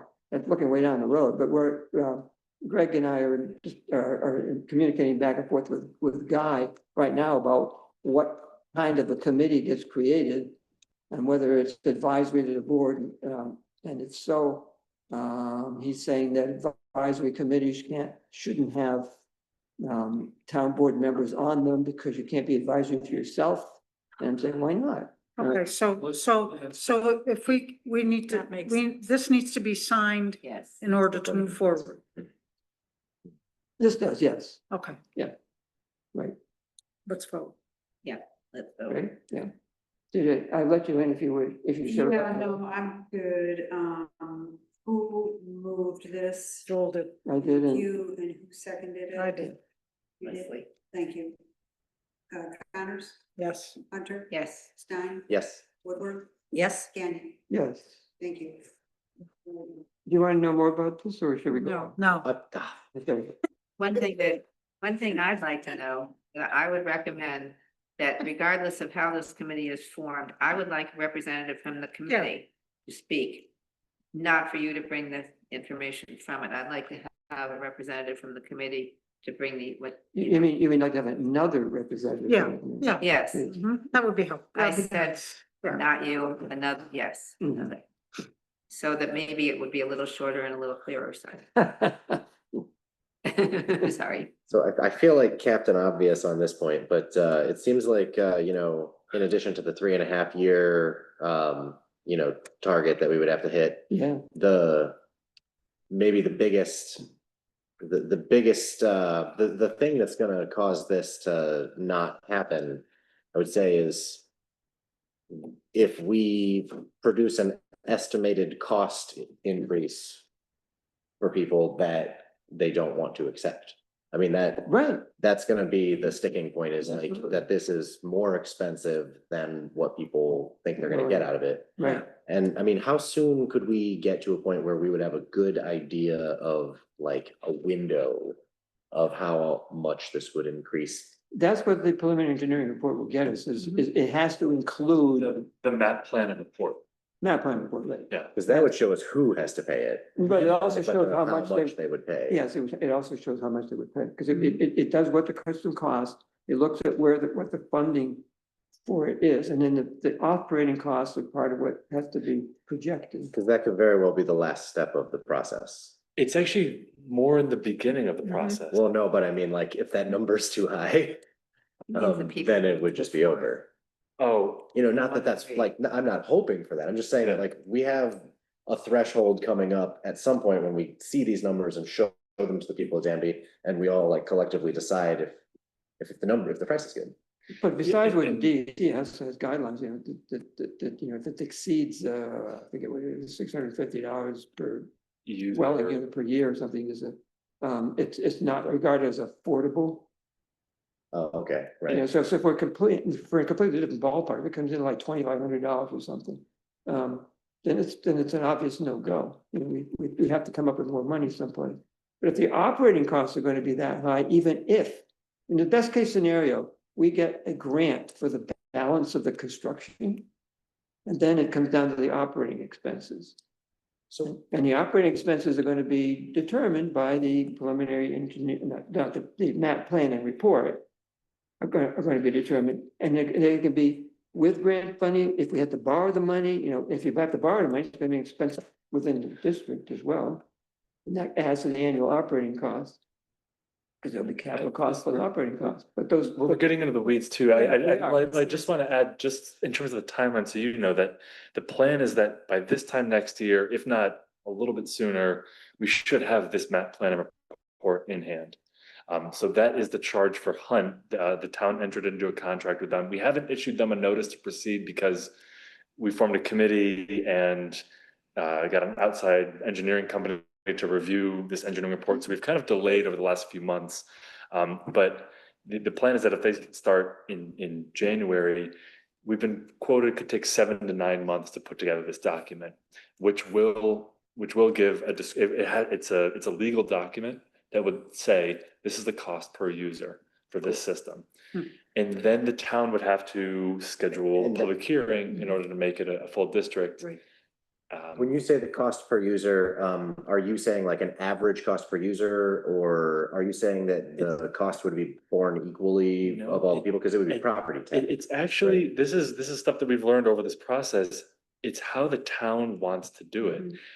It's by EDUs, is an equivalent dwelling unit. Yeah. And so some properties might have 1 equivalent dwelling unit, an apartment has 0.6 equivalent dwelling units. If you have a commercial use, you might have 2 equivalent dwelling units. So this map plan and report will start that process of kind of assigning EDUs by parcel and understanding use. what, and by district. So then with that information, would a person, for instance, be able to come down and like say, well, this is my parcel, so my cost would be, would they X. get like an exact, like basically an exact number? That's the point, yeah. That's great, Yeah. okay, and so, There's a method of financing. These map plan reports, again, are legal documents to form districts that say that you as a user, it is in writing, here's how much you will pay per year. so, we'll know when that document is coming, and in the preceding weeks and months leading up to us getting that document in our hands, we can make sure that people of Danby are excited to hear that that document's coming in and they can Yes. see the price tag, and then they can tell us what they think about it. We'll have like a comment period or like What And this you'll back happens, down. there's actually an appeal period. Appeal, why is it called an appeal? So- Well, if you form the district, and forming a district is a town action, it's subject to permissive referendum. So in other words, if it's challenged, By a certain percentage of people in the In the district, district. it goes to a vote. right? I by don't the think the magic, but district. how would we know how many people challenged it? Is there like There's an Yeah. actual, no, Yeah. there's a signed petitions? Yeah, a Cool. very specific signed petitions. There's a whole packet of like documents so we that would- goes with this, that gets sent to all the people and say, So you Hunt go. would propose a document, we would choose whether or not to adopt the document that they had proposed, and then people of Danby would either. People at Danby aren't gonna get to vote on it. Well, no, In this people of district. Danby, oh, sorry, It's the district. people. So of the like you district. wouldn't be, Yeah, didn't people know this. in Danby Right. who live in the district would kind of either give us the thumbs up or not know what's going on. Assuming that, Or they assuming that could there is a, petition and they could potentially appeal and say, we don't like what the board has done with this, and then that would start a process where, what would happen then? it would go to a permissive referendum. right, the permissive. And so then amendment we get a vote on the Is the next mechanism election vote. there, that, you know, we, the board, would you say, we adopt this district. Okay, if nobody, if there's no objection, then it stands. That's what happened with the drainage district for Beardsley Lane. They didn't object. We got it. If they did object, then it goes to, then you have a referendum then takes place where they get to vote on whether or not they want the district formed into be. Yeah. Would If that they happen did- in like a November election or? I don't know whether it would be a special election Could or be special. could be special, could end up being, like, I don't know if it could be tied to it or not, you know, we make economics, well, I don't know, it would make sense because only the people in the district get to vote. Well, I don't know. The one reason I would hope it would be a special is just because we have such a short amount of time. Well, there'll be plenty of time between now and then, I mean, this is. Well, to get construction, you know, we don't want to lose any time if we're only going to No. get refunded for construction that has started by the end of this, Mhm. then, you It's know, supposed to be wasting no all time in the if we ground haven't by the end of finished. this, it'll be finished. Not started, it's finished. finished, not It's started. just, it's, when they say it's a tight. 5-year contract, it's a total, you know, here we are signing the contract, almost a year and a half. in. We can apply for this same thing later, maybe? We may have to reapply if we run out of time, but. If you run out of time, if, you know, there's a question of what if there's 2 districts proposed, one here in Central Danby, one in West Danby. What if one district is upheld? What if one district goes to referendum and it gets voted down? How does that change this pot of money the state has given to fund both? And we asked that question to the DEC, and the town have to reapply basically, because it would be it's a different project than what the DEC said that they would fund. So It's a really interesting project. it is, yeah, it's actually been many years in the making of the plan, from the comprehensive plan, sustainable neighborhoods plan, sustainable hamlets plan, to just focus development here in the hamlet. And one of my predecessors a couple of times ago got money from the county to fund a study of, you know, how do we encourage development in the hamlet? And that engineer, which was Hunt, said, you need to think about the sewering and how wastewater is, because that's a limiting factor. And that's where it kind of has led the town today. It's a cascade that was prompted by the decision to focus development in the hamlets. And the reality is you can't have a real hamlet without shared wastewater. Because you know, 1 acre minimum lot size is not a hamlet make. So. And it justifies too, the zoning is, you know, in terms of minimizing development outside the hamlet, it justifies that. Yeah, there was a trade-off, it was amazing, we want to preserve the outlying area and focus like development in the hamlet. Well, how do we make that happen? I'll just say, I appreciate the questions, like, because I can it's, ask so many questions. well, you Sorry. should, and please, you know, contact me to do them, because this is an enormous, I mean, it's an understatement to say it, it's an enormous undertaking. It's complex. Right, this is the biggest thing that we're doing, in my opinion, and I would love to get to the part of it where skeptical people get to see if their skepticism is justified and that it is what they don't want and what they had feared, or if they have their fears allayed, or if people who were excited about it go, wow, sticker shock, or, you know, I mean, I'm really interested to get to the part where everybody sees the price tag. Well, I know that your time on the town board is coming up, but the committee is likely accepting applications, and we'll talk more about that, but, you know, it'd be good to have you continue to be involved. Yeah, Thanks. yeah. 10 minutes. I recommend, I move that we recommend that Marnie Kirchner could be reappointed to the County Youth Services Board. Yes, Yes. we voted, and then we got into the question. I second it. As I remarked in the beginning, there are a couple of positions here where the county makes the appointment. And it might have been nice to have asked if anybody else was interested in doing this. We'd have had to have done it a month or two ago, because the way the county does it is you make a recommendation before the end of the year, and then they Right. make the appointment. Because it's their appointment, recommendation has to come before the end of the year. Yeah. Unlike with our town appointments, where we solicit interest and then we interview people, Right. but then we don't make the appointments until January. Yeah.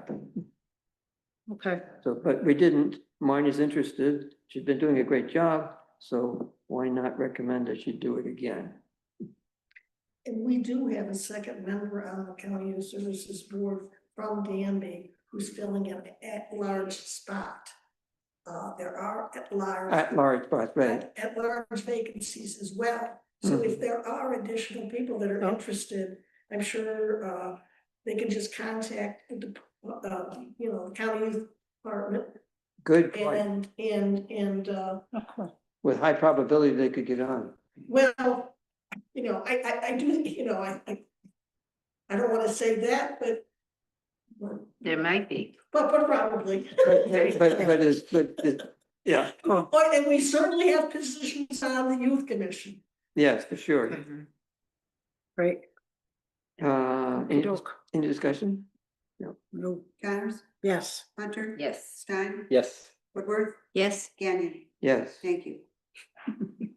We have the similar situation with County Environmental Management Council, where Peter McDonald has been serving and is willing to continue to serve. And we have had trouble trying to get people to stay in this position, actually. yeah, So the fact that he's willing is, I think, a plus, and I'm willing to move that we recommend that he be reappointed. a second that, Any discussion? Connors, yes, Hunter, Yes. Stein, Yes. Woodworth, yes, Gannon, Yes, thank you. welcome. which brings us to the proposed zoning amendments.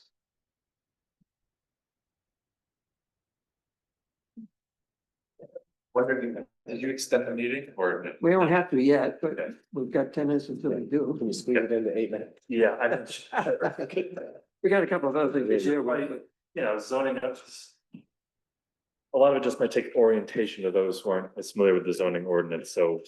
You know, all this, and I meant to say this in my email when I sent these and the memo to the town board, is that there's nothing that I'm asking for to be resolved tonight, or any motion or anything, no resolution whatsoever, simply a discussion. more of an information discussion. And then, you know, chance to ask questions, maybe if you need more information, clarifications, things like that, then I can bring them back to the board next time, and maybe then we could start getting into the, you know, more focused part, but. Do you want me to, where would you like to start? I can kind of go over it, and I'd probably start with my memo to you. Some of us are already really impressed because Catherine and Leslie and I have all been parties to the process for dealing with this, with the regulatory review committee. And this came out of that group. This, to back up a little bit more, came out of the low hanging fruit discussion we had earlier in the year. And that most of these items were on that list. And got dealt with by the committee and are now in a form to be considered for enacting and changing the law. So, I don't know, is there a way to sort of summarize them? Well, the way I've summarized it is just in these sort of four main recommendations here. A lot of it just comes down to that the zoning, a lot of the hamlet zoning regulations were put in place in 2022. There's been a few developments since then. The Danby Food and Drink, Zach got approval for a coffee shop. There's been some single family home, or one single family home down on East Miller. There's been some, and down in West Danby, there's a couple single family homes, a subdivision. It's prompted discussion about, or do some of these standards, you know, make it easier or harder for people to open a business and just to develop their land, where the town has said that it wants people to, you know, develop, you know, to make it easier. So the first recommendation is just in general, making it easier for buildings in the hamlet zone districts to be reused without having to meet requirements related to parking locations. So for instance, the Danby Food and Drink needed to get a variance to allow the parking in front of the building. Well, the building was already existing. The setback is 60 or 70 feet from the road. It made sense in that instance to have parking in front of the building, but that the zoning currently says you need to have parking to the side or the rear, and that just would have been very challenging to the business, and it might not have, you know, made for a good business model for that type of business.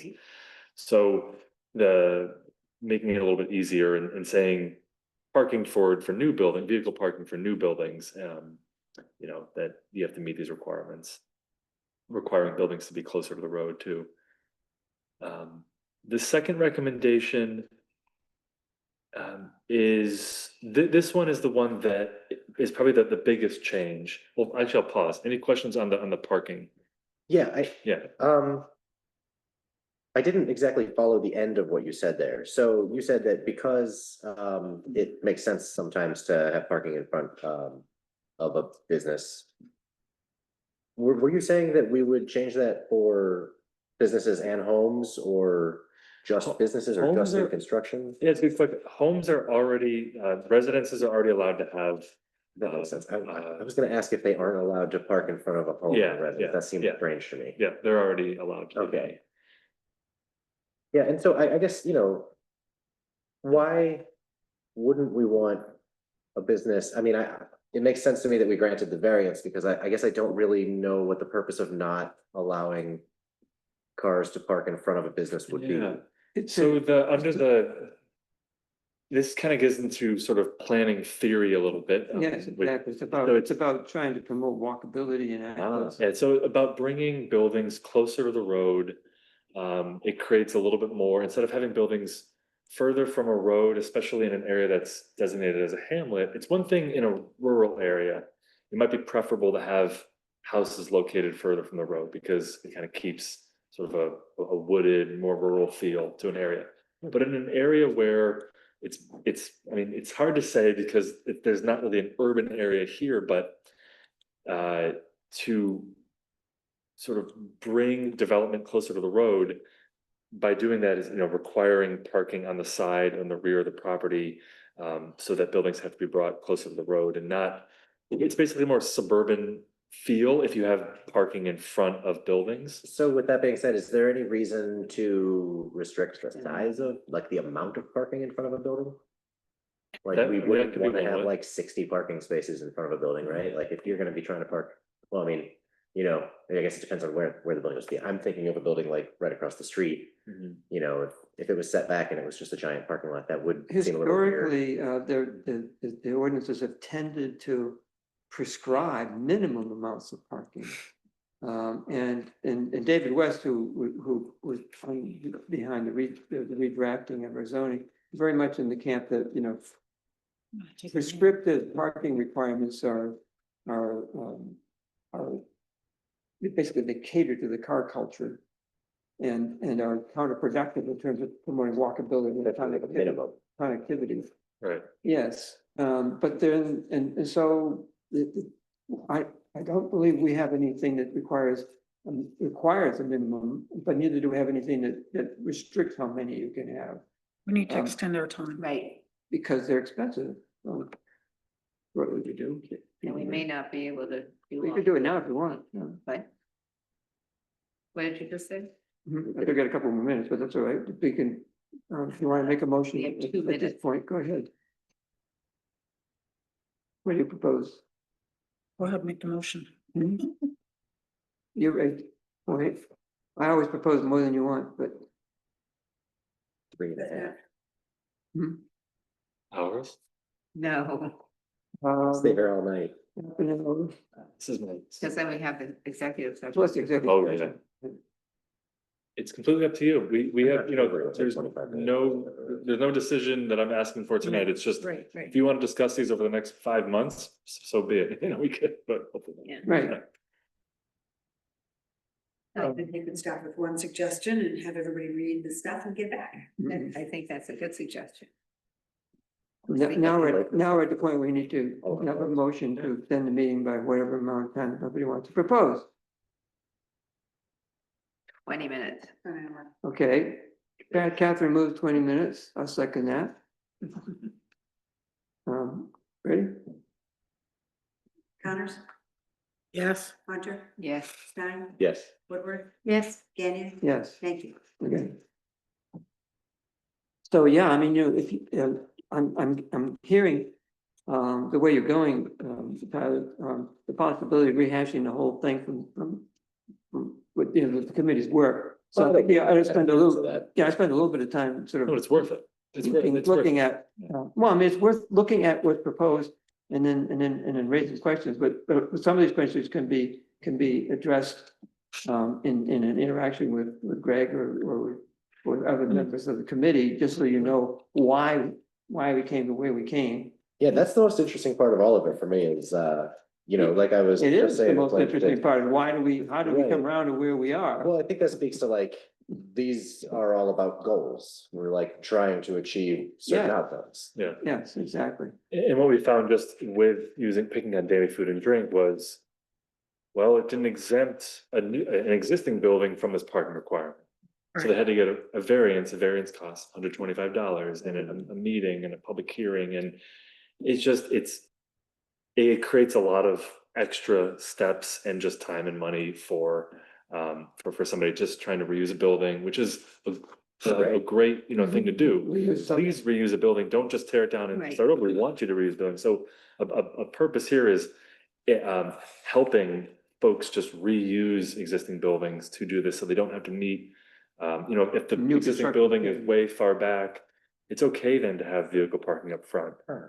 I see what you're saying. So the difference between new construction and reusing a building, there might be slightly different rules that you'd have to adhere to because we want to promote reusing buildings that already Right, exist. right, exactly. And say, well, if you were starting from scratch, you'd do it this way, but we're not. Somebody's saying, I want to reuse this barn, and it happens to be far back enough that it doesn't make any sense to put the parking behind it, next to it, Yeah, and so the third recommendation we've already really talked about which was. walkability, about the reason for it. Oh, I have- Oh, everyone, I just was looking down, maybe we already did I miss something? I thought we were on the second. No, we were on the first. I've gotten to the second one. We're still on the first. Okay, So actually, Catherine, I mean, the third recommendation is related. It is related to the vehicle parking one. So thank you. We can go right to that. Because the second recommendation, I think, is a little bit meatier to unpack. So the third recommendation, just to jump there, is to remove the 20-foot maximum setback for new buildings in the Hamlet neighborhood zone district, and also the Hamlet Center. I apologize, the memo says just Hamlet neighborhood, but also the Hamlet Center as well. In neighborhood zones. I should say the Hamlet zones. Yeah. This was a long point of discussion on the committee. So the new, this is, I'll say, zoning typically or started with requiring minimum setbacks, saying your building needs to be 50 feet back from these property lines. A new age thing, a new urbanist philosophy or way to go is to require a maximum setbacks. It's a very urban thing to do. Build to. Say, yeah, it's a build to zone, saying you need to be still minimum 10 feet back, but you cannot be, your building cannot be located any further from, the road than X. So it requires buildings, it's very regulatory, requires buildings to really be pushed up front. And I've seen this work very well in very urban environments, and I think there's a very good intention behind it. And we've seen 4 variances to request relief from this standard. Let's see, one on East Miller, one down on Maple Avenue in West Danby. Let's see, a business. Yeah, I'm just thinking that there was 2 homes, business, and then carpets as well, because the market is 60 to 70 feet back. So he had to get a variance for that and the parking. Even though it was already built? Yeah, because there's nothing, I'm an administrator. I looked at the law. If you meet the law, you can move on and get your permit. If there's nothing in here that exempts, it says we exempt existing buildings from these standards, I can't waive, I can't. So I have to just follow the letter here. So we're fixing that. We're just trying to fix that. Yeah, well. And I just want to keep saying just a few more about this. We just, requiring a building to be 20 feet from Danby Road might be very difficult to meet because of, it's 40 mile an hour. Yeah, maximum. Maximum 20 feet. Maybe on other roads, it might be more appropriate. So the committee asked me to look at road types, maybe state routes or local routes, county routes, or look at the exact road. And I did a whole analysis. I actually measured the setback distances of every single structure in all the hamlets. And just to understand like the average setback, the standard deviation was huge. It was hundreds of feet. It just varied widely. That ultimately the committee said, why don't we just drop that maximum standing and just still require a 10-foot minimum. And if and when development pressure really does ratchet up, because right now it's still a trickle in Danby that, maybe it's appropriate, especially if there's sewer in the hamlets. And if development does kick off here, maybe it is appropriate to, build in some maximum setback rule. I'll leave it there for now. I know Joel might have other. Yeah, I disagree with his tack, but I think that my concern was from the get-go that the kind of construction we've had in the last 50 years, where automobiles dominate, is for people to buy a property and put their houses way the hell back from the road. And then how do you infill that? What do you, what happens to the rest of You the? know, somebody buys 5 acres in the middle of, somewhere in the Hamlet neighborhood zone, and they decide to put the house way back. Well, then how are we supposed to, because it kind of messes up the prospects for future development when they've done that. And that happened all over West Danby. The prime area where the Hamlet could have grown, I would say organically, if the houses had been put close to the road, people chose to build, 300 feet back or whatever. The difference you see is that like the neighbors can't be as neighborly, or what is the problem you're seeing with the houses set back? Well, I mean, the impetus for it in the first place is indeed to walkability and interaction. When the house is way back, obviously somebody walking by is not going to be waving somebody in the porch. Wiring buildings be closer to the road, kind of like the vehicle parking regulation. The goal is to create a hamlet that is denser, and you create a wall on the road of buildings rather than them being further out. It helps to lower traffic speeds, it helps create that pedestrian feel. It's goals of a hamlet scale, pedestrian scale place.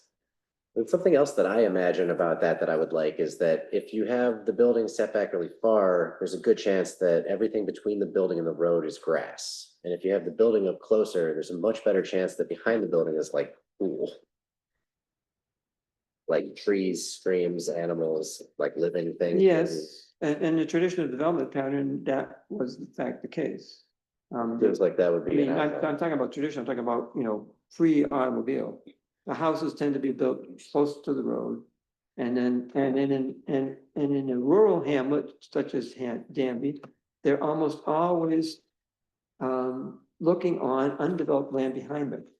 In other words, there are very few examples in Danby of places where there's blocks and roads. In other words, the roads that exist all look, the houses that are on them all look behind, at undeveloped land. That's the development pattern. It was, house. One of those houses was a farmhouse, and it all had land behind it. The others were, the baker, the farrier, Their work doesn't take 40 acres. Right, exactly. What happened once cars came along is that people, first of all, they didn't have, they had other modes of transportation, and longer driveways became less of an issue because they could plow them instead of having to shovel them. But the other problem is that if the houses are back, they again they impede, any kind of a planned development of that subsequently. Anyway, we could spend a lot of time rehashing everything that we're not. Well, yeah, it's just the values, and there's, I don't know, like anything, there's a lot of just kind of theory involved in, how heavy-handed you want to get with these requirements, and the town went, pretty strong on its update to say, you must build 20 feet to the road, doesn't matter where, but everywhere in the hamlet, you must build 20 feet. And even I thought that 20 feet was too close, and thought that we should adjust, and we should probably adjust, and have it be more for the main road, heavily trafficked roads, because people don't want to be real close to a road that's got. I've heard people complain through the TV about requirements to be too close to the road, for what it's worth. Yeah, I'm sure we're trying. so I mean, I supported and would still support larger setbacks, but having a setback at all, as opposed to taking it away altogether, which is what's proposed. Yeah. That I makes sense think to me. there's a difference also with setbacks in terms of businesses. I would not want a business.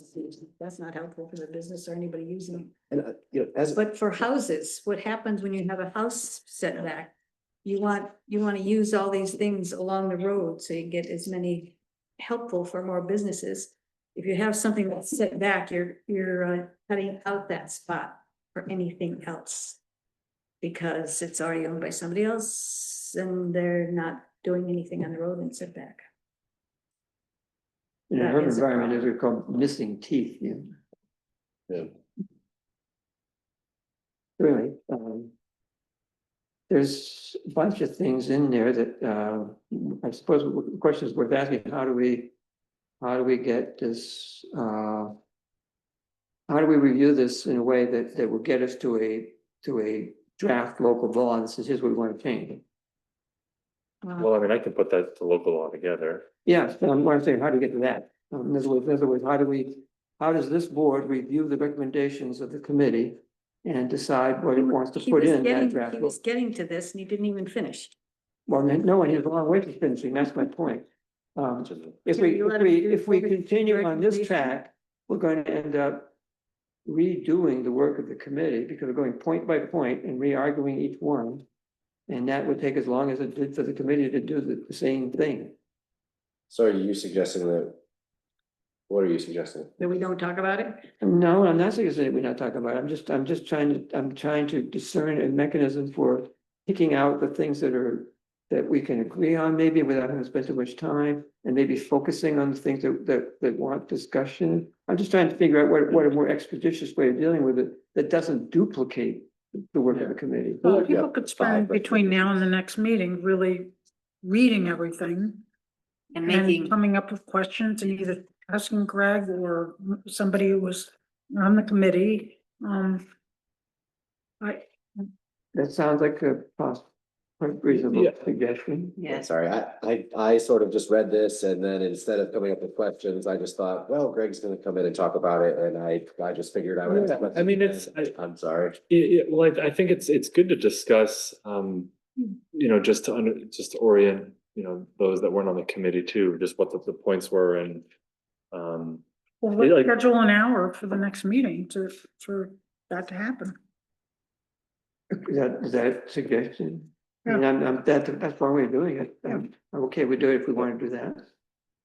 I mean, I think it would be good to, it'd be good when, if you look at what's proposed, if you looked at, it'd be good to say, I'm okay with that, or I have questions about it. Yeah, it's like, what does that mean? And if Yeah. there are questions, like, I'm not sure this makes sense to me or whatever, it would be good to find out what was the discussion and what were the arguments that made that got us to that. What were the goals? Yeah.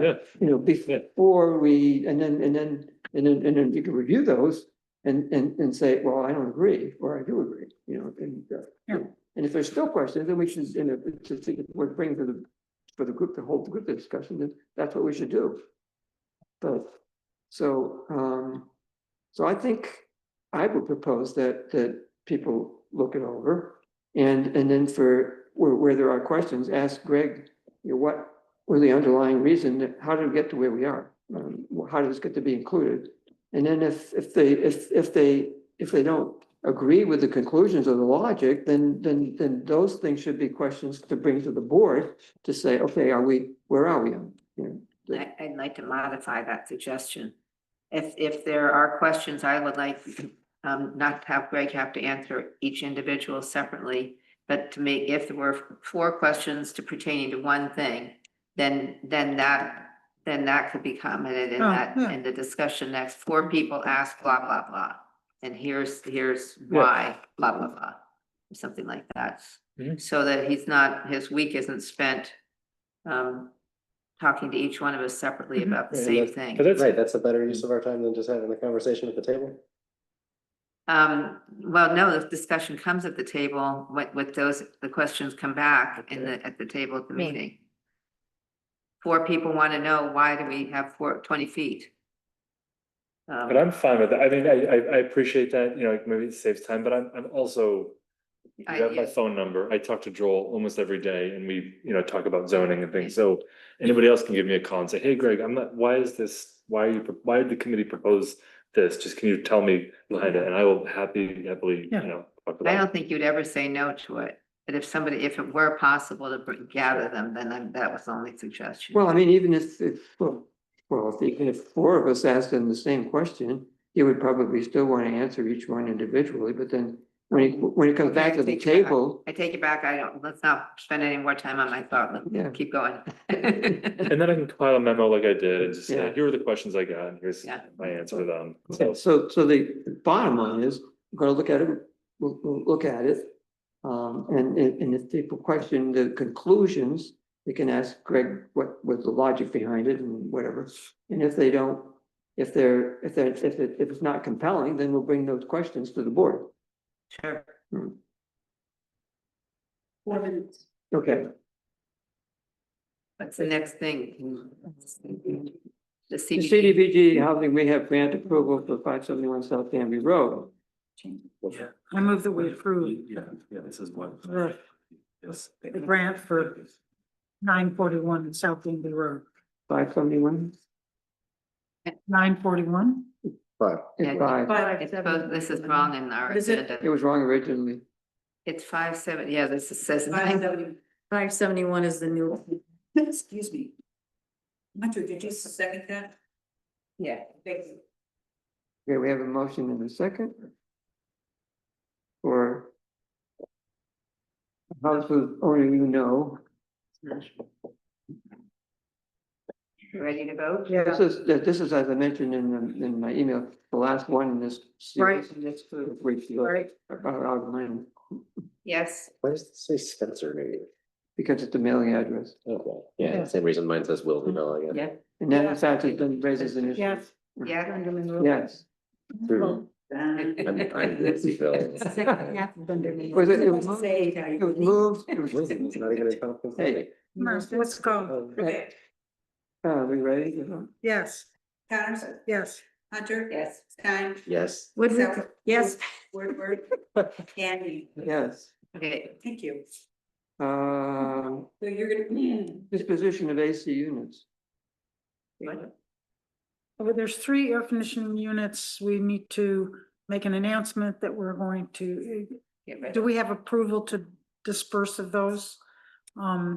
First, we need to see if anybody internal in the town would like to reuse those Mhm. somewhere. Highway. You're talking Well, about that was within town structure, like it's highway wise. highway or water, or, you know, whoever. Water. So, Yeah.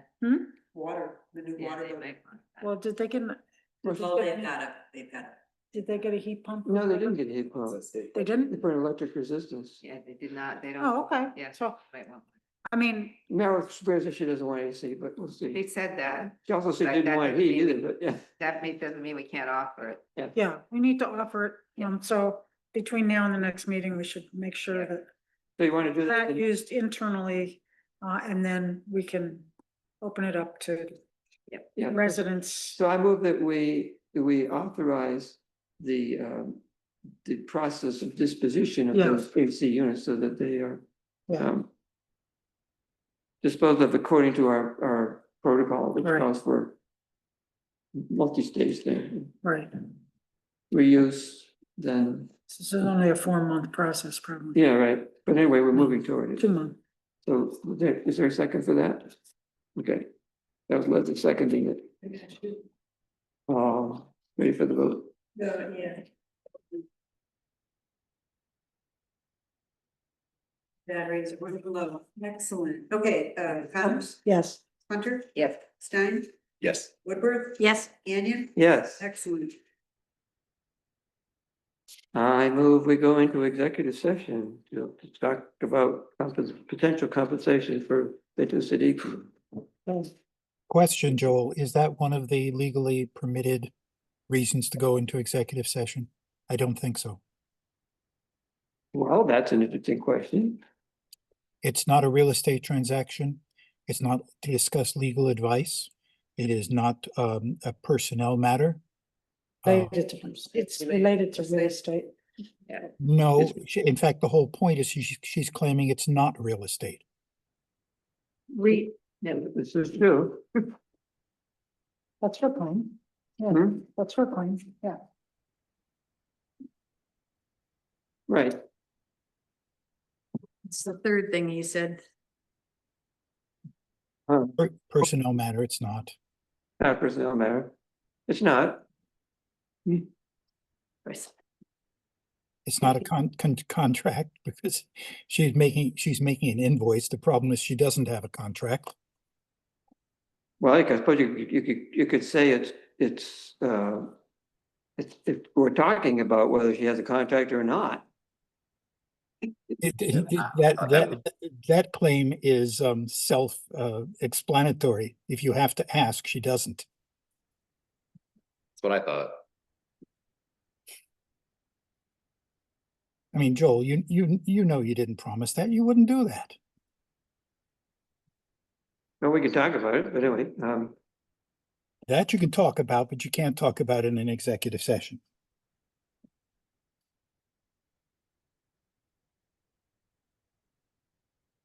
okay, not having an executive I session. don't care, I don't care, it's just, you know. Thank you. doesn't matter. Oh, you're welcome. We have a motion in the record that we would have an executive session. Let's move to rescind that motion. Well, there's no second. Hmm? There's no second. Which one? We passed a motion early in the meeting to have an executive session at the end of the meeting. So this I is, second that, okay, so we just moved to Rescind. rescind it. yeah, Leslie just seconded it. let's go, The motion, yeah. Connors, yes. Hunter. Yes. Stein, Yes. Woodward, Yes, Gannon, Yes, excellent. okay. And I move that we give ourselves the time that we were planning to spend on it. We didn't say a time, how long, we just said as long as it takes. I said 25 minutes, but Oh you my know, God. I don't know if we'll take more than 5. I so we- don't think Yeah. it's that. 10-minute discussion, 5 or 10. 10 minutes at the most. Oh, my battery is. It was early in the night. I was feeling, had a coffee right here. Yeah, right. So the motion is for 15 minutes? Do we have, I guess we have to do that, Mhm. but we're, okay, so. Because we 15 or less. because we ran out of our extra time. Yeah. I'll 15 or second less, it when no more than. Mariah comes. Well, back. to how about 8 to Oh 8:40? my God, yes, I'm gonna say yes, it is. Okay. We spent way too much on this already. We don't have to go that long. No, we don't. Right. That's a closing time, Okay. not has to be that long. We Okay, could leave it open-ended till like midnight and just leave when we're Yeah. not having fun anymore. And when Right. a few of us leave, they can't vote anyway.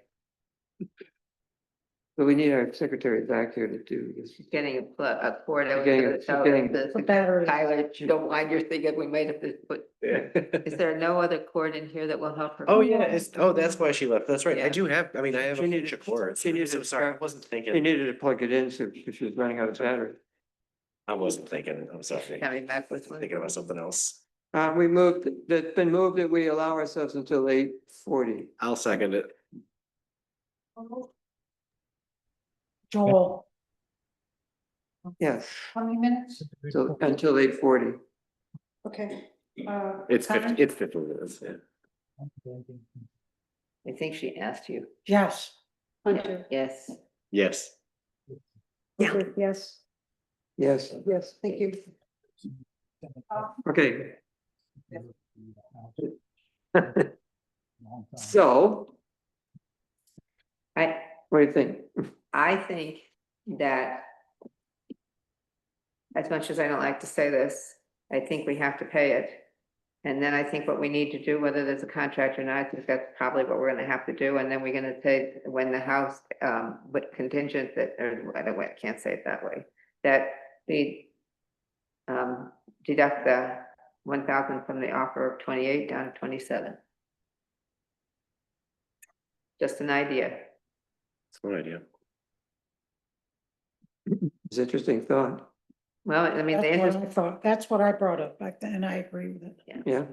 I mean, Still, The thing is, the three of you, Raphael and Bintu can discuss whether or not who said what and, Mhm. but the money is coming out of the money's, we've already, yeah. Enough said. Well, that proposal presumes that the offer we made we're not willing to honor, right? What? What? We, in a motion at our last meeting, we voted to offer him up to $58,000. We voted to offer him $28,000 for the purchase price, plus for tearing it down, The actual cost, 28.5 plus up to yeah, $2,500 addition. right. That was our calculation. It turns out I was wrong about 2750, we turned up to 27.9, but quibbling over a few $100. But anyway, our expectation was that his cost would be in the ballpark. We were covering his cost. So, and that's why we set a ceiling on it, $58,000, which is why just now we didn't want to write him a blank check for whatever it costs. So are we saying though that we wouldn't honor that offer if we go this way? She We're said, not talking about that, are we? If Are we you're, talking Well, about? you're making a Yeah. part of it by saying you want to subtract $1,000 from our I offer. want him to pay for her time. Me too. it Okay. does seem relevant that she mentioned that he doesn't view us as having made an offer yet. I mean, she said, I wrote down that she said that. Which I don't know why she would co-conclude, because I mean, I shared, well, and I don't know why she would have said that about the previous time either, because at both times we have the board voting to offer in one case of $28,000 as is. She has a contract with him for the demolition, I guess. I mean, Which it's not even really any of our business who she has a contract with. Right. but She's working for him. She has a contract with him. And then somehow it morphed into this other thing. Yeah. And I feel bad that she, was interpreting your interactions as being that she's working for the town. Mhm. I don't feel like anybody's worked for the town. We have gotten nothing. Right. We've got, it's nothing, and maybe it's the confusion with all the different people involved. But I feel like we haven't gotten $1,000 worth of anything. We don't even, he's claiming he doesn't even have our offer. He doesn't know, or he's too confused, or, we're not clear. I feel bad because was under the impression that you hired her. Mhm. So. And I was under the impression that he had. Well, she had a contract with him for the demolition. Evidently, I mean, well, that's the We first didn't time hire her. tonight was the first time I heard it characterized that way. Well, we don't have a contract with her for helping us purchase it, obviously. Right. And we have nobody helping us. We've gotten every single step of the way has been a step back for us. Yeah. Well, thanks a bunch. I thought I was advancing the ball on our behalf, but. the part of the cost was the time she spent doing the audit, which is what was our request. And that has nothing to do with The appraisal. negotiating the appraisal. price. You mean the appraisal? The appraisal. Yeah, it was most of her time, in fact, was. Yeah, all of the stuff that she mentioned listed there was the time she spent coordinating the appraisal, and it didn't, and she had said it wasn't all of her time. I frankly don't understand. I'm not quibbling. I am quibbling. I don't think it takes that long to set up an appraisal. Well, it was longer than one would have wished, because first of all, we had to find somebody that we were okay with. It was to be somebody that we could both agree on, because the intent was that that appraisal have some. Right, in other words, we did some of that work. Well, We asked somebody to give us appraisal names, if I remember right. Raphael told Joel to contact her to get. Well, then I was information about that. working with her, and we talked about it. How do we get there from here? And I said, we want an independent appraisal. Said, if you can generate a list of things, of appraisals that are agreeable to him. I'll see what I can come up with for a list, and we'll see where, you know, where we got overlap. We can settle on somebody that we can use. She generated a list of, I don't know, 5 or 6 or more, possible appraisers. I contacted Adam Cartman and asked for a recommendation. His recommendation was on their list. So it's okay, let's go with that one. So how long does that take? Me? No, you had a list of, okay, how many, She generated that list of 5 or 6, how I long? thought, on his behalf. Okay, I'm just asking you a question. How long did it take you to come up with a list of 3 people? Just a question. I didn't come up with a list of people. I came up with, like, How many, whatever. I found one. Okay, how long did that take? I don't remember, a couple phone calls. Yeah, like your kind of phone calls could have. Yeah, Let's she can do it. go to the. 5 hours? I was gonna say, is it $200 an hour? What is Right. her rate? Did she mention a rate? No, she didn't. No, she didn't. So in Because what that's why I sense- didn't hear it perceive a contract So- being made, you know, there's no mention of. What about splitting the cost? Well, it's just that, you know, when somebody says, hey, I'd like you to do some work for me. No one in their right mind says, okay, I'll do that. And then like 2 or 3 weeks later comes in with a bill, having not told you what it's gonna cost or had any discussion at all about money. I hate to disagree with you, but I've had people do that. Yeah, Yeah, it's not on you. it's a verbal agreement. It's like, you want how much? No discussion at all about whether or not money will change hands. I've done it. I'm, you know, not with Bintu, but you know, I've offered to hire people and telling me yes, where they didn't even ask what I was willing to pay them. It's a whatever, I'm okay with it. So, okay, you know, but. In a context of like, you've just walked into a business and walked up to a person who works in that business and asked them to do something for you. I feel like there's the clear indication that you're entering into a contract. But Yeah, I mean, and you would, and if you're at the do it early without some stages- idea what it's gonna cost us. if you know. you're at the early stages of trying to negotiate a home, buying a property, and the person who you met through the seller is saying, hey, how do we come to terms on the price? And you say, we should get an appraisal. And they say, okay, I'll go do that. And then they bill you $1,000 for that. Doesn't Well, sound legitimate to me. Well, I mean, if we could find that thing and look at it. I mean, it morphed into other things for her. Yeah, where she's spent a lot of time. She you know, had the talking list. What we need between- is what we need is Yeah. that in writing, what the cost is in writing, what the specific items are. She went through this list. She read it off here Yeah, she on her did, phone of what she's. what she What she did. did and how much time. it And took. her bill is itemized, it's got 3 components. And I forget what, you know, I'm gonna maybe call it up and take a look at it again. But I'd have to search it.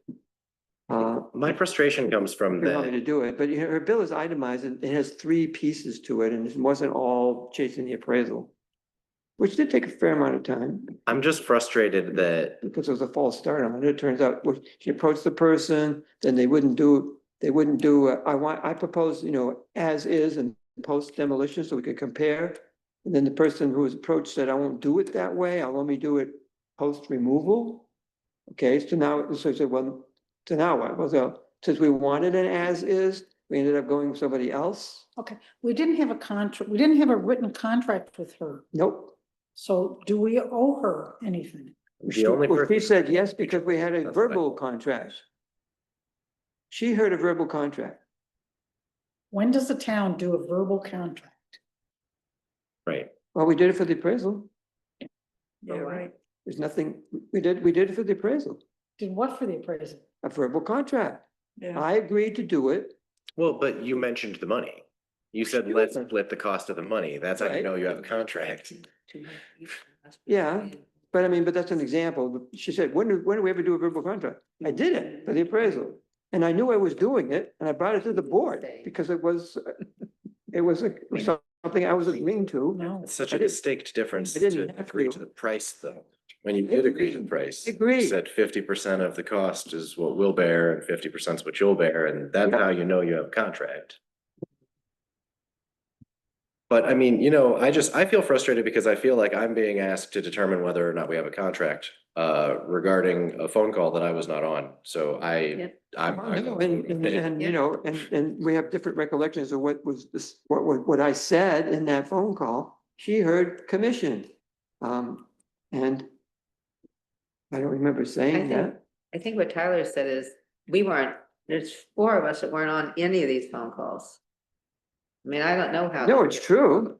And then because there were phone calls, there's no record of them either. Can I say something real quick? Sure. I would say, and I've not knowing been to it all, just sitting here listening, she could have been nervous during speech. Yeah. But she was repeating numbers differently during the numbers that you offered for the property, 2 different numbers in like a very short time period. So either she could be overwhelmed here, she could have been overwhelmed on the phone.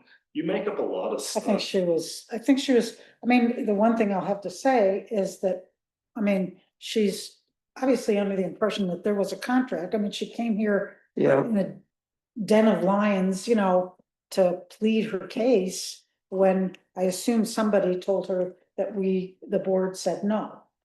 So she's We had coming. a long conversation Yeah, about this. okay, so, she probably wants to get reimbursed for that too. So I think she, knowing her, I think she was very nervous. Yeah.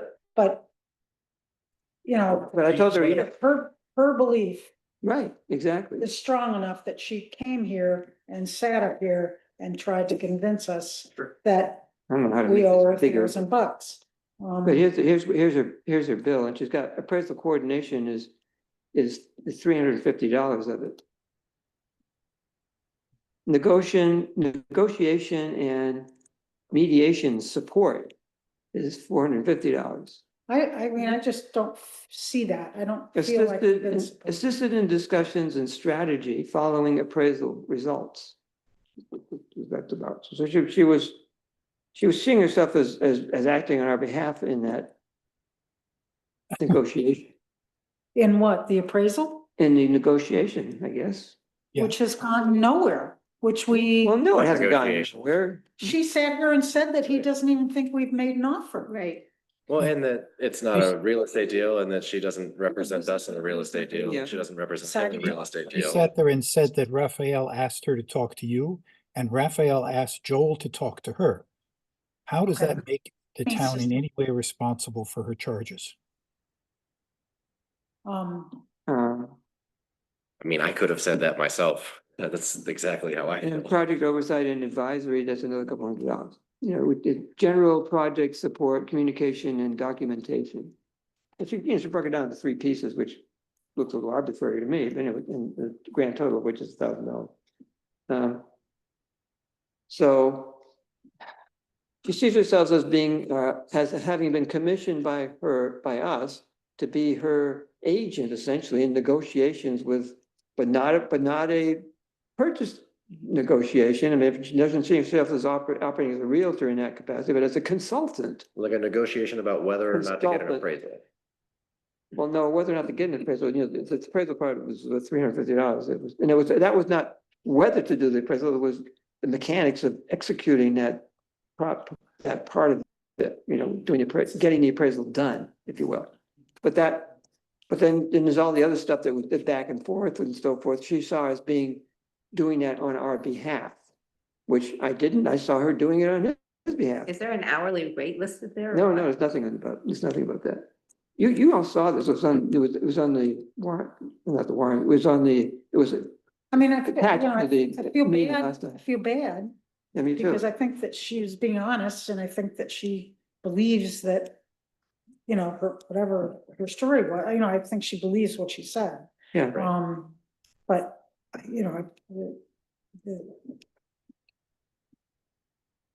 maybe I'd feel differently if everything went really smoothly and, we already, we split the cost of demolition and we, things worked out in our favor, and it's not turning out that way. I can't put that all on her. I don't know. Anyway. I mean, you could. But I don't feel like we had a contract with her. And I'm sorry if she took what you said to mean that there was a contract. Want to extend the meeting? Yeah, we ran up against our closing thing. That's my motion. We ran out of time. I move that, What do you move? that, Well, we need to extend first because we're past it. In order to entertain the motion. Any more Here, and Huh? we already have, we're. He's just saying, Wait, we're. we're out of we have to time. extend the I meeting know. And then we can. We vote. need to- extend the meeting for 5 minutes. Right, Okay, that's a motion. second, Okay, Yes, yes, Yes. Yes, yes, Excellent. okay. Now, the motion, if you want to make it. I move that given that we did not have a contract, the town did not have a contract with her for any services, that we are not paying the bill. second, Okay, no discussion. I heard you say, when the initial discussions begin, I think we need to pay $1,000. what? That was in discussion Yeah, earlier, I didn't say that to her. no. But when you initiated a discussion this evening, this discussion, I heard you say that. You heard me in a discussion without a firm, not, that wasn't a motion or anything No, else. I'm just saying that. Okay, I'm not, I just agreed with, I just seconded Leslie's. Yes. So I changed, I'm not, that's how I feel. but what you had said was pay her 1,000, but take it out of. Right, Right. Oh, What Of we the- pay him. that's what I said. so what we're entertaining right now is just don't pay her. Raphael should pay. Raphael, we're not proposing that it come from him. Well, No, because we we're can't. not proposing that we pay it. We're saying we're not gonna pay it. In effect. Right, Yeah. and it's up to them, with that, how she gets the 1,000 from him. I never even saw an hourly rate, and I'd never, There is this is no hourly the rate. first time, I didn't even hear all of the things that were listed. And they're not a contract, they're not signed, they're not listed, we didn't presented with, I'll do this, this, and this, do you agree? Right. None of that happened. I mean, I feel badly also, but these are, it's not, feeling badly does not mean that we have the right to spend the town money on something like this. I mean, I don't think, that's it's harsh, it's harsh. Mhm. Yeah. Mhm. Other comments?